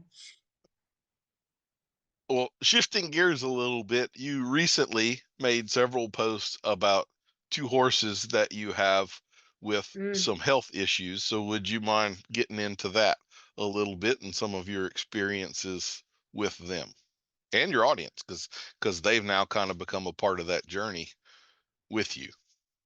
The they were big posts. They were very well received, and the the comments that the readers were making were worth kind of scrolling through and taking on. I thought, but I guess the first horse that I'll kind of bring up would be a Morgan gelding that I bought during COVID as a quick flip deal.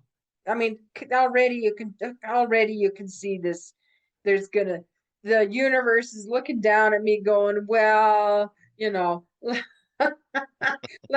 see what we can do with her. So this horse that was a going horse, he's not scary, he's not wild, he's honest. He's had some decent riding on his. Well, he says no a lot. He has a long list of, fine print in his contract. And things that should have been kind of coming better are not training out. Okay, so my mind is going, all right, we're going to go with the onion analogy, since everybody seems to like the onion, peeling the onion. We start looking for things. We get the horse, make sure his angles are right on his feet, make sure that he's had body work, make sure that his teeth are done, make sure that it goes on, right? And each time we go through this, the horse is a little bit better, but he's still an unhappy horse. He knows his job, but he hates it, which isn't most horses, in my experience. Once they know it, they're like that little kid that goes, I know, pick me, right? And he's always kind of in the background, kind of not wanting to be seen. Oh, then we get him scoped for ulcers. Put him on omeprazole. Nothing's happening. Get him scoped again. He's got so many bots lining his stomach, chomping away, that nothing is working in that regard. I'm learning all the while this is going on, right? Oh, okay. This horse has taught me more than I really signed up for, but that's okay. He gets better. He's not so cinchy. He's better to saddle. I mean, all this other stuff. But the whole time, so now I'm riding this horse, Daniel. He's a nice horse. He's a safe horse. He's got a lead change. We're not talking a Greenbroke horse, okay? He's going along as though I've left the park brake on. There's no forward. Even when you're riding him home, there's no forward. So not something you would typically expect from a Morgan either. Usually they've got some right. He's got his convictions. He's fiery about certain things, but yeah, they're like little worker bees. And this horse is so I'm still missing the mark. And I'm making supper for Mike McLean one night, and I've got a podcast on. And it happens to be a veterinarian that's on this podcast. And she starts talking about a thing called geld scars. And I've heard the term, I don't live underneath a big mushroom. I've heard the term. But she starts talking about how these things might affect a horse that's maybe when he was castrated, maybe healed wrong, and that how scar tissue. And I started to think about a horse's maybe got cut in a wire fence, that proud flesh that starts to be way bigger and stiffer and restrictive than that little cut began. And I start thinking about this. She mentions that it can involve the hind legs, of course, that the horse has a pulling sensation, but that he might not want to use himself. And she went on and on about this. And then all of a sudden, as I'm frying these onions up, there's just this little bing, bing, bing, bing, bing, bing, bing, bing, bing. I have approached this horse systematically solving things, and everything in my gut that says that's wrong, he ends up having. We now know that the fact that this horse has never propelled himself cleanly and forwardly with a full range of motion, and it is the full range of motion that fosters wellness in every living being. What we're now dealing with, because I just happened to be lucky enough to find out that this veterinarian practices an hour from my home. And is something of a world-renowned expert, traveling all over the world, speaking on this. I haul my horse to her. He has this full workup with wired to a computer with little sensors everywhere, going through range of motion, blah, blah, blah, blah, blah.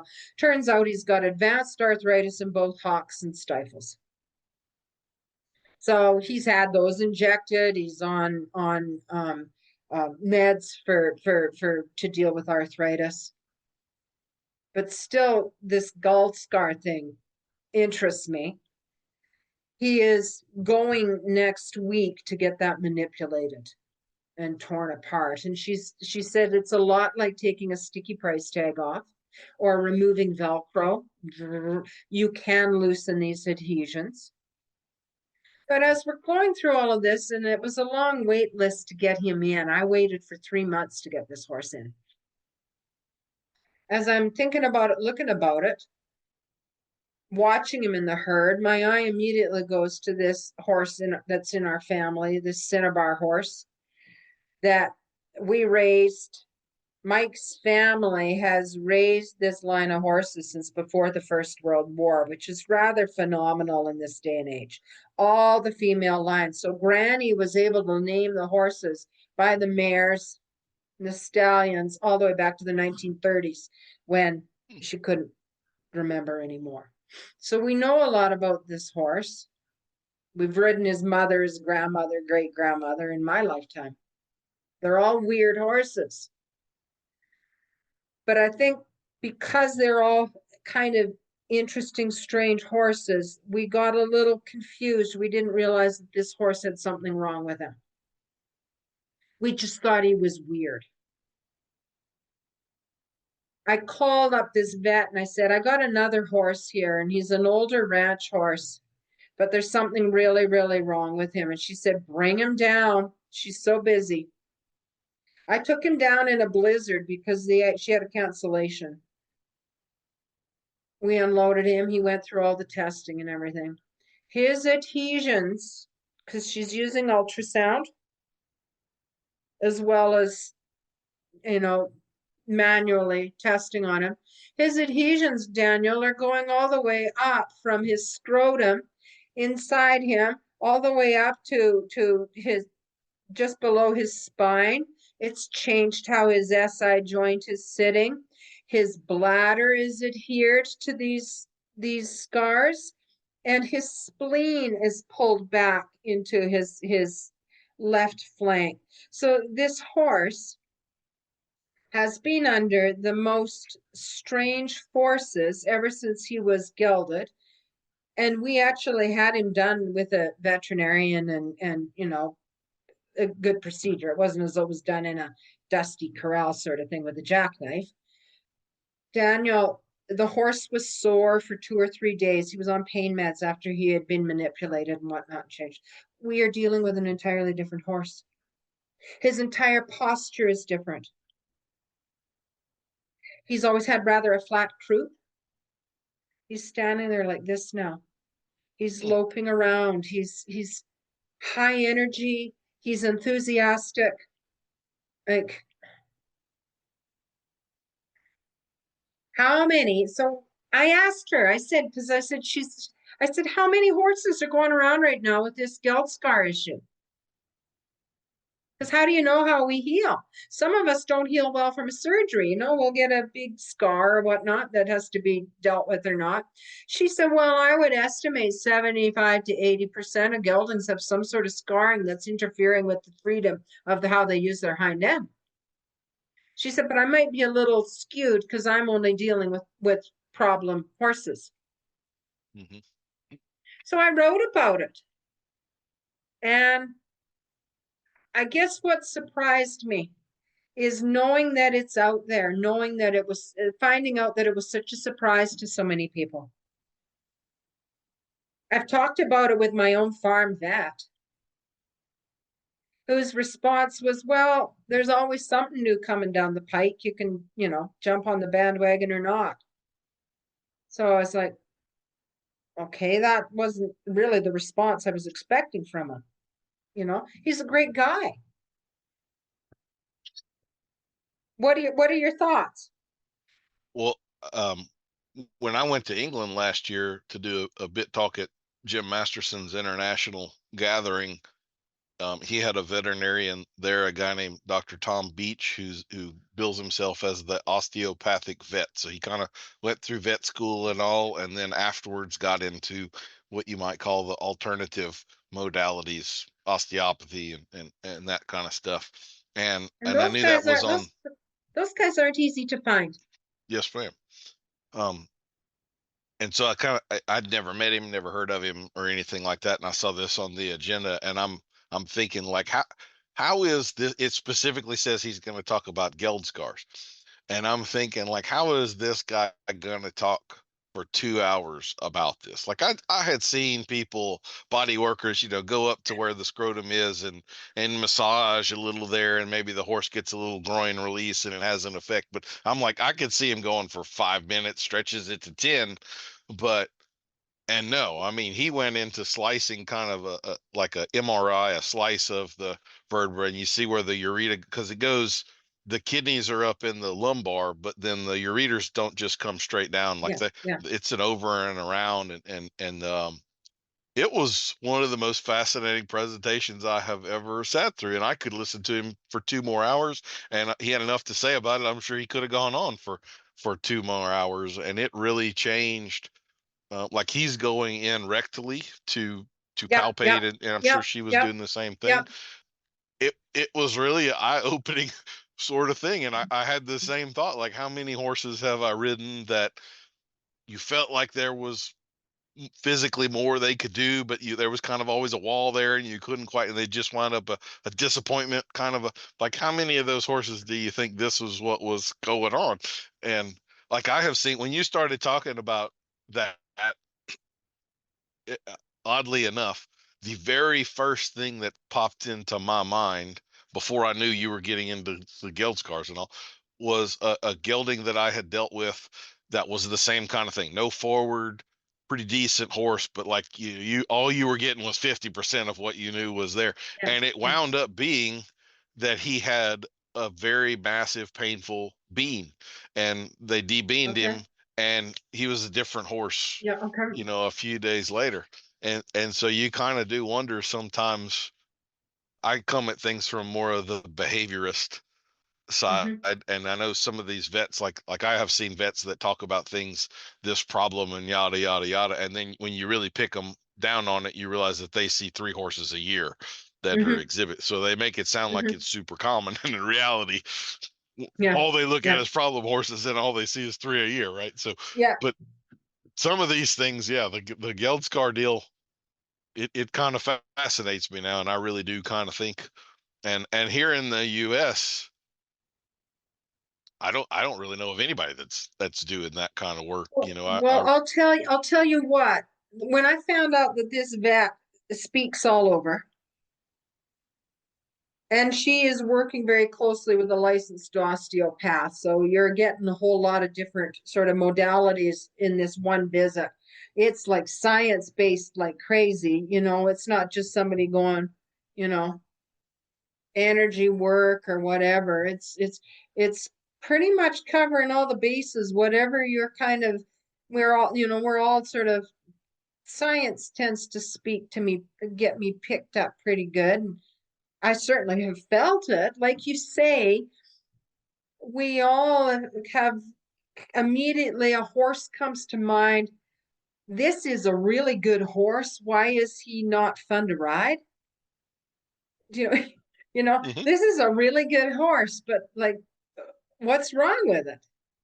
And so when I was there, the phone is just ringing, and it's other vets asking her questions. She had a vet from Australia asking for some advice while I was there. So we know it's a universal problem,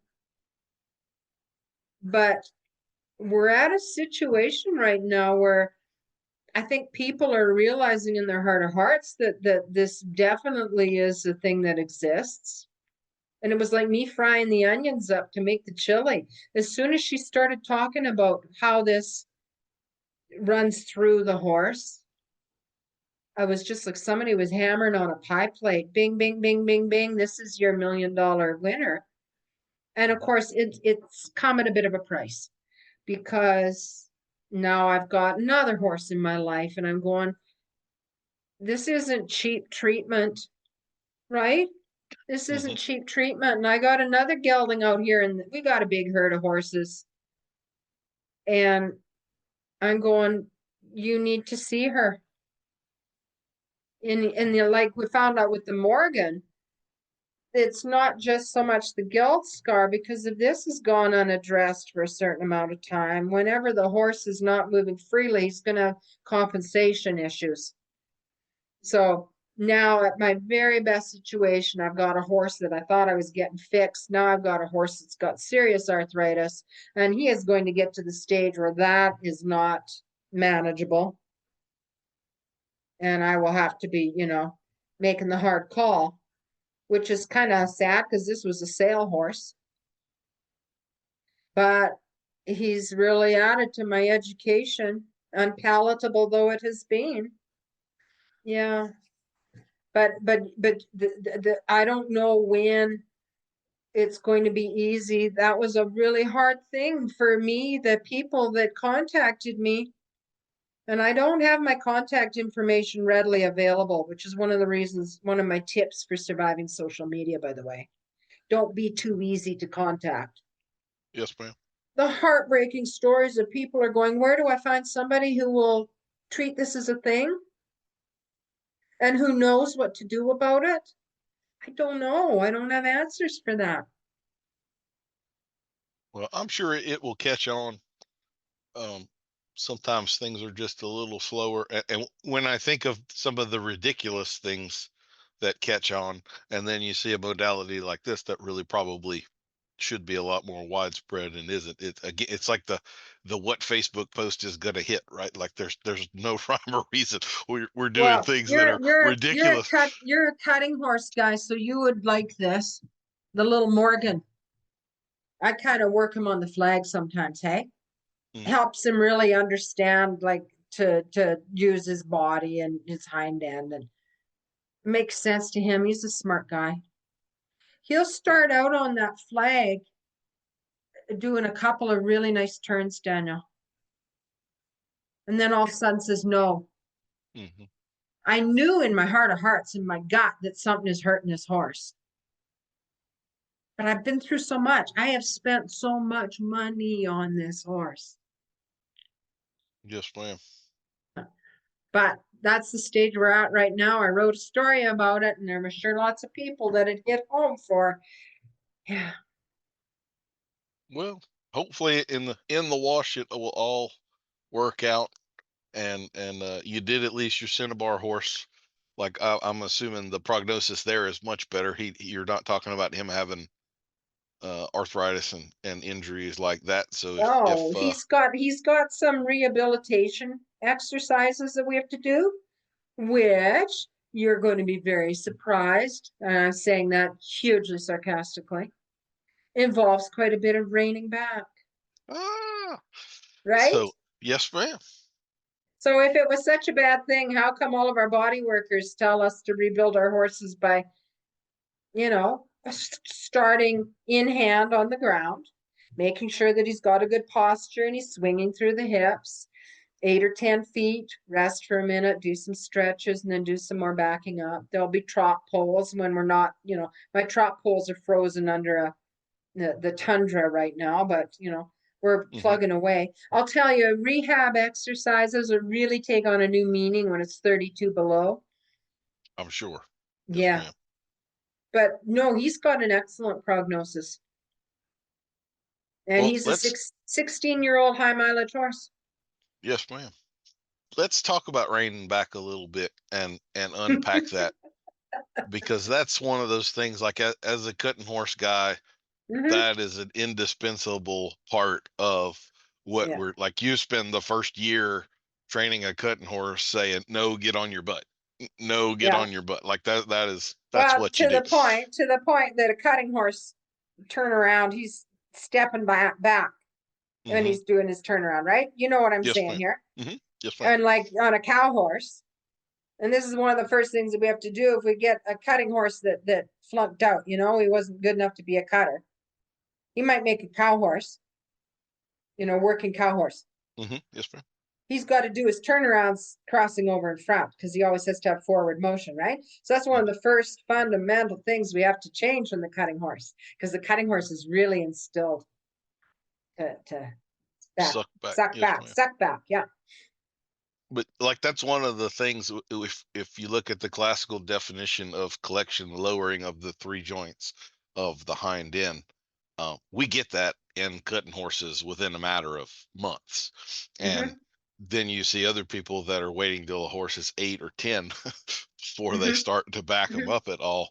And their, collection is the last thing that they wind up working into. And it has just always struck me as like, here is this absolutely indispensable tool that helps horses, builds them up, gives you everything that you're looking for.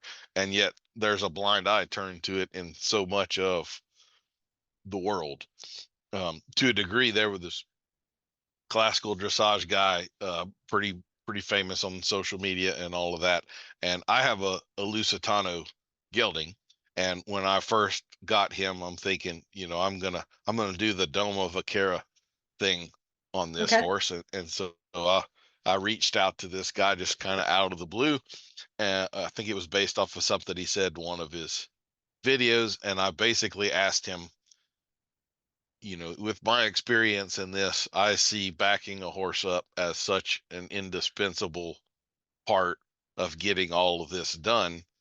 Why do you think it is that in the classical dressage world, this is so overlooked? Do you not see the correlation? And he basically said, no, I don't. I think that's a waste of time, which to me is just, I can't fathom, well, perspective there. I think because I am a jack of all trades and a master of none, and I've always thought of that as a great a shortcoming.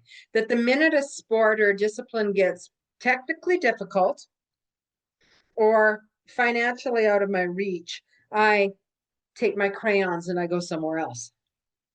So I've dipped my toe without becoming very good at quite a few. I've become mediocre at quite a few things. When when you're showing a dressage horse, that horse to have any backwards tendency. So if you were to halt him and he's even to go as though he's going to step back, he's now technically lost his forwardness, and you're now dealing with a failing mark. So they do everything in their power to make sure that when they ride up to the halt, that horse does not creep back. Well, you and I know that when we're teaching a horse to stop, that creeping back is actually a fundamental building block in teaching him to fold softly at the loin. We know that when he starts to go creeping back, when he's stopped, he's starting to get it, right? So I think that's where that comes from, and that's also in the carriage driving world. You don't want a horse to ever volunteer stepping back.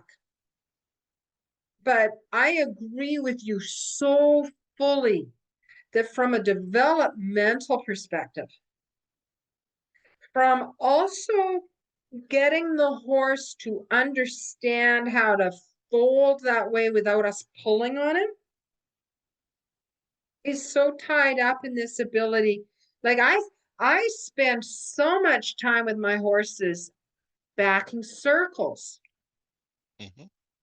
Like not even trying for the straight back up so much. He gets an idea of what my legs mean, how to stay between my reins, get off my rein. So any horse that's like trying to that I'm going to be transitioning to one-handed. I want to be able to back those circles so his shoulder comes off that. There's just so much good to it. And I so agree with you on the fact that no matter our discipline, if we don't build that loin up, keep it, the back end active, keep it flexible, we're kind of missing the boat. And if the horse can't offer it, if he can't learn to offer it, then later on our tendency is to take it, to demand it. And that doesn't translate. Yes, ma'am. So I would even say, like you're talking about backing circles, another one of those tremendously overlooked exercises. And if we're going to think of the gymnastics of dressage and the physical building up of the horse, like to be honest, the shoulder in is one of my most hated exercises. Watching that perform to me is like fingernails on a chalkboard. There's so much about the travel and disengagement there that I don't like. But what they're doing there, at least in part, one of the main characteristics of that is it builds that inside stifle.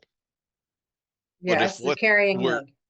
If what we're interested in is building the inside stifle, the quadriceps, all the muscle groups that characterize that, backing a horse in a circle is doing that on steroids. Like it takes that concept and pushes it so much further. It's not even funny. So if what your proposed desire here is we're going to build up these muscles in this specific leg, back them in a circle, and you're going to do that much more effectively. In fact, even like if a person just had 2 cones, 2 barrels, 2 trash cans, whatever, and you just back a horse in a figure 8 around there, like take a picture of him today and take a picture of him in a month, and his butt will not look anywhere near the same. It will have a pretty dramatic effect. I think unless there are geld scars, because that could change the whole picture, right? Unless there are geld scars, and then all bets are off. One of the interesting things about it is backing, or reining back in the English world, calls into question a lot of how we use our legs, our hands, our core, how we're influencing the horse. And it immediately shows where we have a problem. And so if I'm teaching somebody, I'm going, let's back a few circles here. And you're right, if you can put a pylon or a barrel or something in the middle, that often helps them get the idea about kind of moving the shoulders to the outside as you're backing, and they can be bent either way. There's so many permutations. I find that the average person who comes to me for a riding lesson, and they can be pretty, got it going on. They don't actually understand how to break down their body into 4 quadrants and have them do independent things. And that slows it down. And you can really see where there's some miscommunication going on. Yeah, it's a thing. But I agree with you. I'm not sure why there's such a disconnect in the worlds between doing that. But yeah, I was a bit nervous about the picture I chose to show it, because ironically, after telling everybody that you don't want to be using your reins a whole bunch, I'm sort of hauling my horse backwards in the photograph. I got my hand in the air and just like, whoa, come on there, trigger. It was quite a terrible thing, but anyway, I thought, hey, he was actually doing rather a remarkable job despite me. So I used that picture anyway. Pictures have a way of telling the truth. Yes, ma'am. I would say that in a practical sense as well, like if I'm working cattle, for instance, not in a cutting pen, but we're sorting calves off of heifers, or whatever branding or anything like that, I use backing my horse up in the pen with the cattle all the time. I mean, in fact, I find a lot of times if I'm watching other people and they're more the ranch cowboy, they tend to be forward an awful lot too. And if you send your horse around in this big move, you're going to tend to scatter cattle. Whereas if I could take 2 steps back and split the heifers that are right behind me, I do the same thing in a much quieter way. Yeah, a quieter way. There's a bit of an art to being quiet in a pen with cattle, with livestock. And we're told from the youngest age, from teeny tiny children, don't ever turn your back on the cow. We're taught that, like, that's in the Bible of horsemanship. But you're right. If I can step back kind of obliquely to something, it will let me manage it in a very much more nuanced, subtle way than doing the front end around and kind of coming on strong. Yeah. Yes, ma'am. No, it's a useful skill. Yeah, if you have some tougher cattle, maybe grown mamas or something, backing a horse up to them is like threatening a kick too. So sometimes you may have a horse that's a little hesitant or whatever, and you stick your butt in their face, and you can push on them that way as well. There's a few of those old girls that have got pretty good over the years. They'll throw their head under your horse's neck. They won't head up. Mm-hmm. And those are usually the ones that end up going to the supermarket after a while. But I'll tell you, you're a bidding guy. There's nothing like being there with your rein chains and your omels on and your bit, and this cow hooks underneath you and goes for a stroll, and you got your reins all around her neck.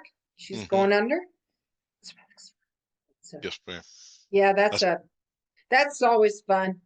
Yeah, especially when you got a very sensitive and light horse and a big bit in his mouth, and now a cow is in control of the pull. Yeah, that is not a good feeling. Yes, ma'am. I was like, that's happened a couple times, and I'm just like, oh, okay. That's why we put those little connectors in that break at the slightest moment. Yeah. Yes, ma'am. One of the other things I love about split reins. I have a hard time not riding split reins. I like them. The Romals have they just have a very different feel to them. Yeah, they do. That I've never quite gotten used to. Well, I'll tell you what, if you're judging in a show pen of like 4-H kids, they're doing their horsemanship or their Western pleasure or whatnot. A kid who's riding, doing a good job with split reins, they can only have their index finger through at the most, right? Mm-hmm. And they're keeping their horse straight and the reins are even and everything. That kid, I'll always put over the kid with the Romels that's riding straight. Because Romel reins, if you can handle an ice cream cone. Yes, ma'am. You're good to go. But splits, you can get your horse bent to the outside or looking hither and yon. Like they're not to be taken lightly. Especially you're riding one-handed. Yeah, my 12-year-old is learning how to do that right now and stepping up his game a little bit. And he very consistently unconsciously is feeding one rein. So we'll start with his reins even, and 2 minutes later, 1 6 inches shorter, and just over and over and over. I'm like, I wish you'd figure this out and stop feeding the damn rein through your hand. But no, it's a skill. Somebody who can ride one-handed with splits really well is a pretty aware rider. And I mean, I looked at my kids and I knew the genetics that were in them, and I thought, I cannot fight the gene pool. My kids all rode in Romels because they knew how to handle ice cream cones. They were good to go.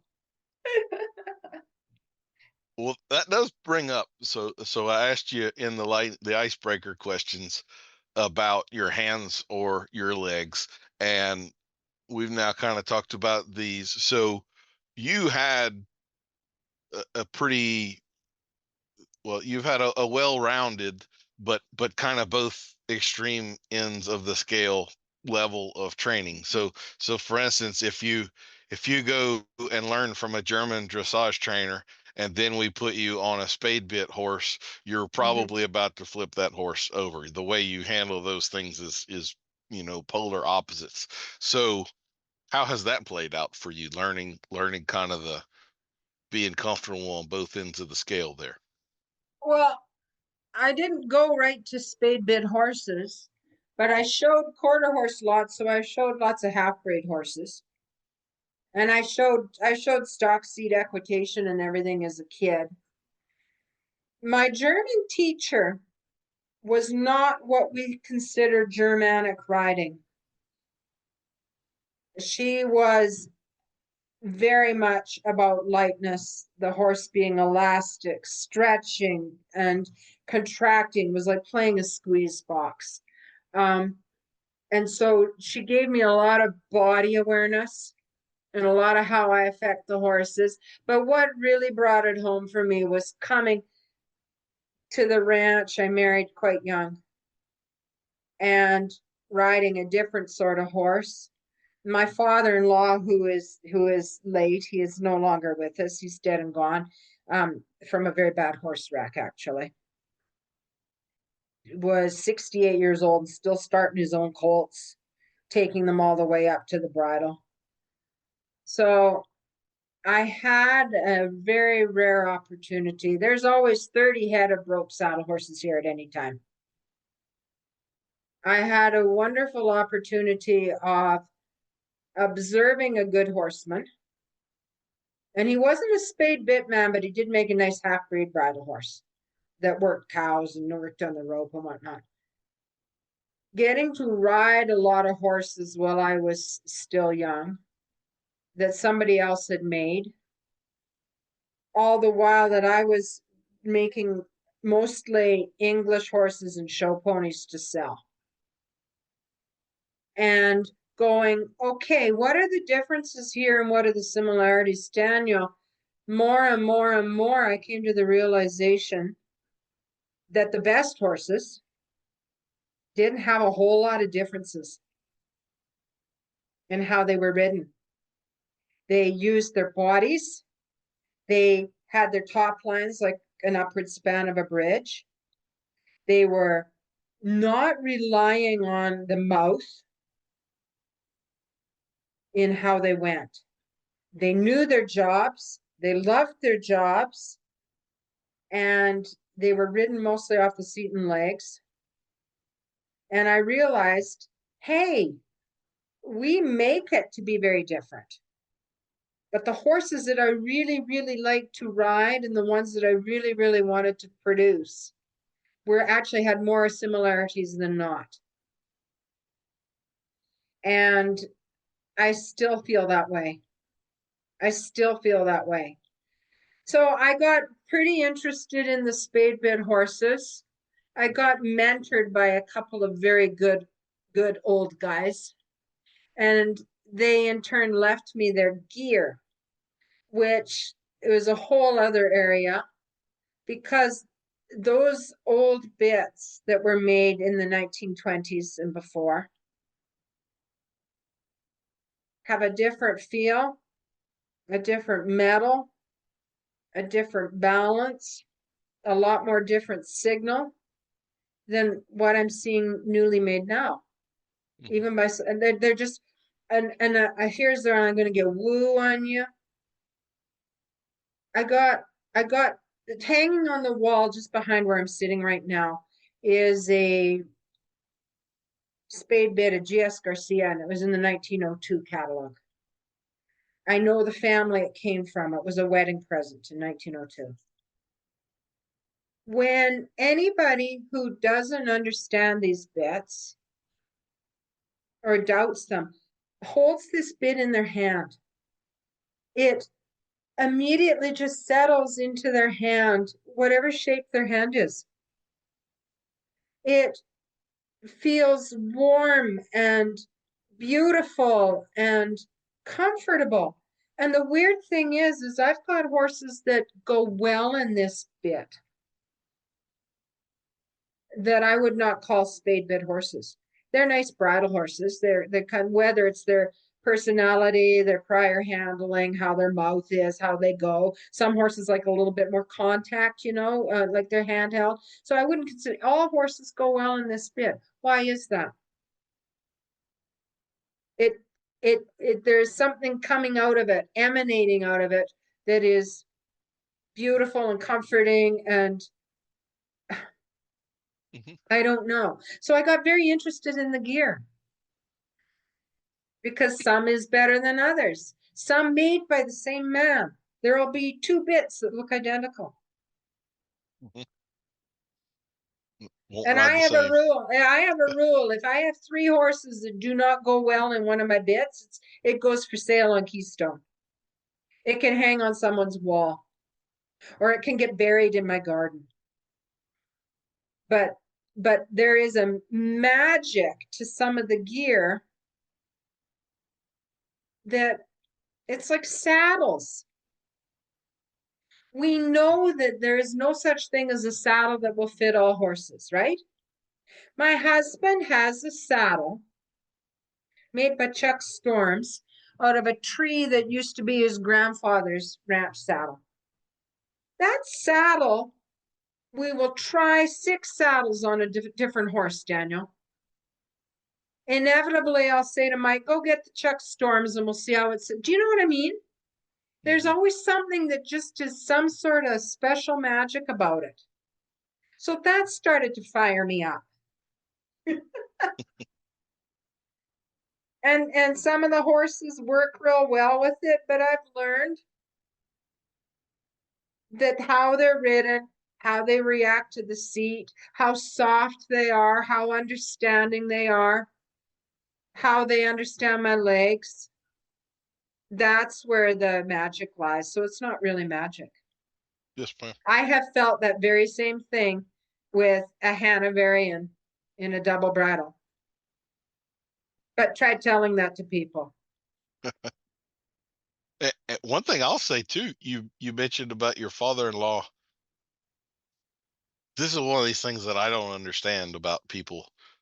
To me, a half breed is actually a very difficult bit to ride well, because you are tall enough to be in the pallet zone, but because you don't have the big spoon on there, it can be a fairly sharp pallet pressure bit, it's the least horse friendly mouthpiece there is out there, I would say. We are probably, and I should say, we tend to go Salinas or anything, we call it half breed. I would say probably the Salinas mouthpiece is the one I end up putting most of my horses in. It's a fairly, I don't know, it seems to work as often as not. Yes, ma'am. But I do have this little hole to hang up that I got from my father-in-law and all the men who influenced me. Mileage is not a bad thing. We've got it in our minds now. We're being told that it's not about wet saddle blankets. So yes, in the case of geld scars and ulcers and misunderstandings, that's true. But more often than not, I've had a lot of horses in my hands that did not figure things out until they were a little tired. I'm sorry. I had a teenage boy the same way. Yes, ma'am. So that whole thing with the wet saddle blankets, and the other thing, if they are not going one-handed in your Western bit, and this is a huge problem I have with Western dressage, we've got people riding horses in 2 hands on contact in a bit that was meant to be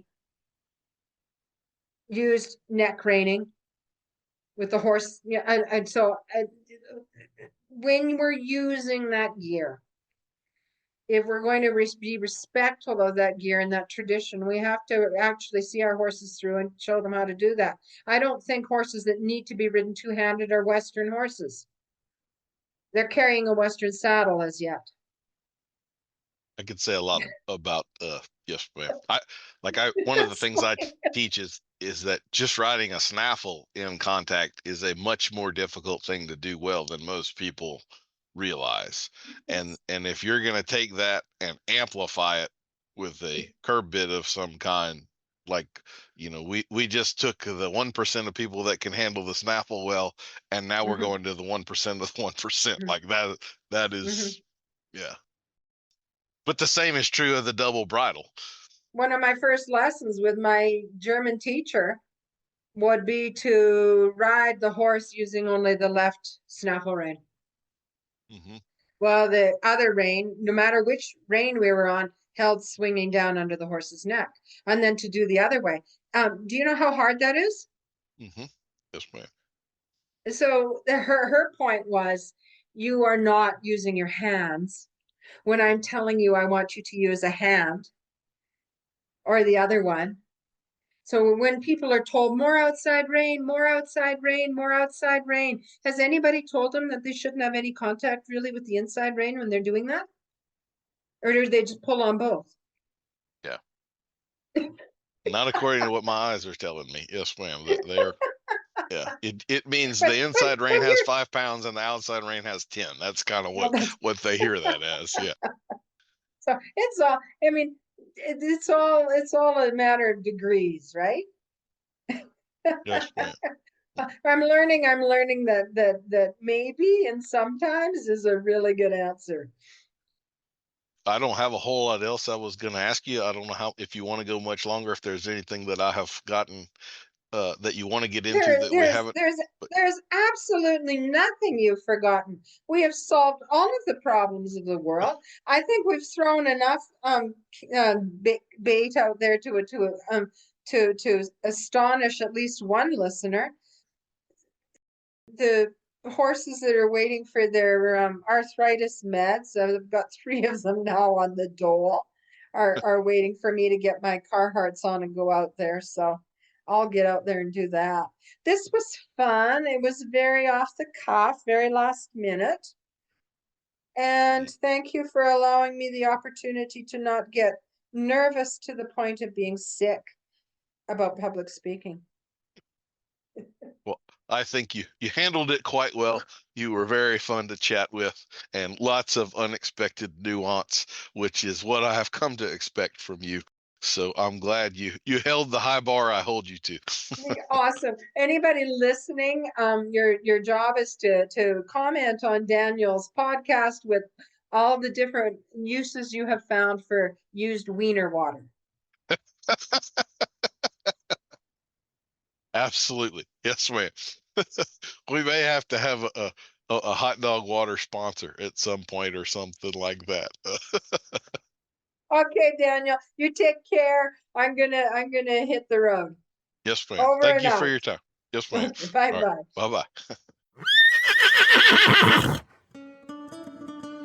We'll see you next week for another episode of Adult Onset Horsemanship. I've been your host, Daniel Dauphin.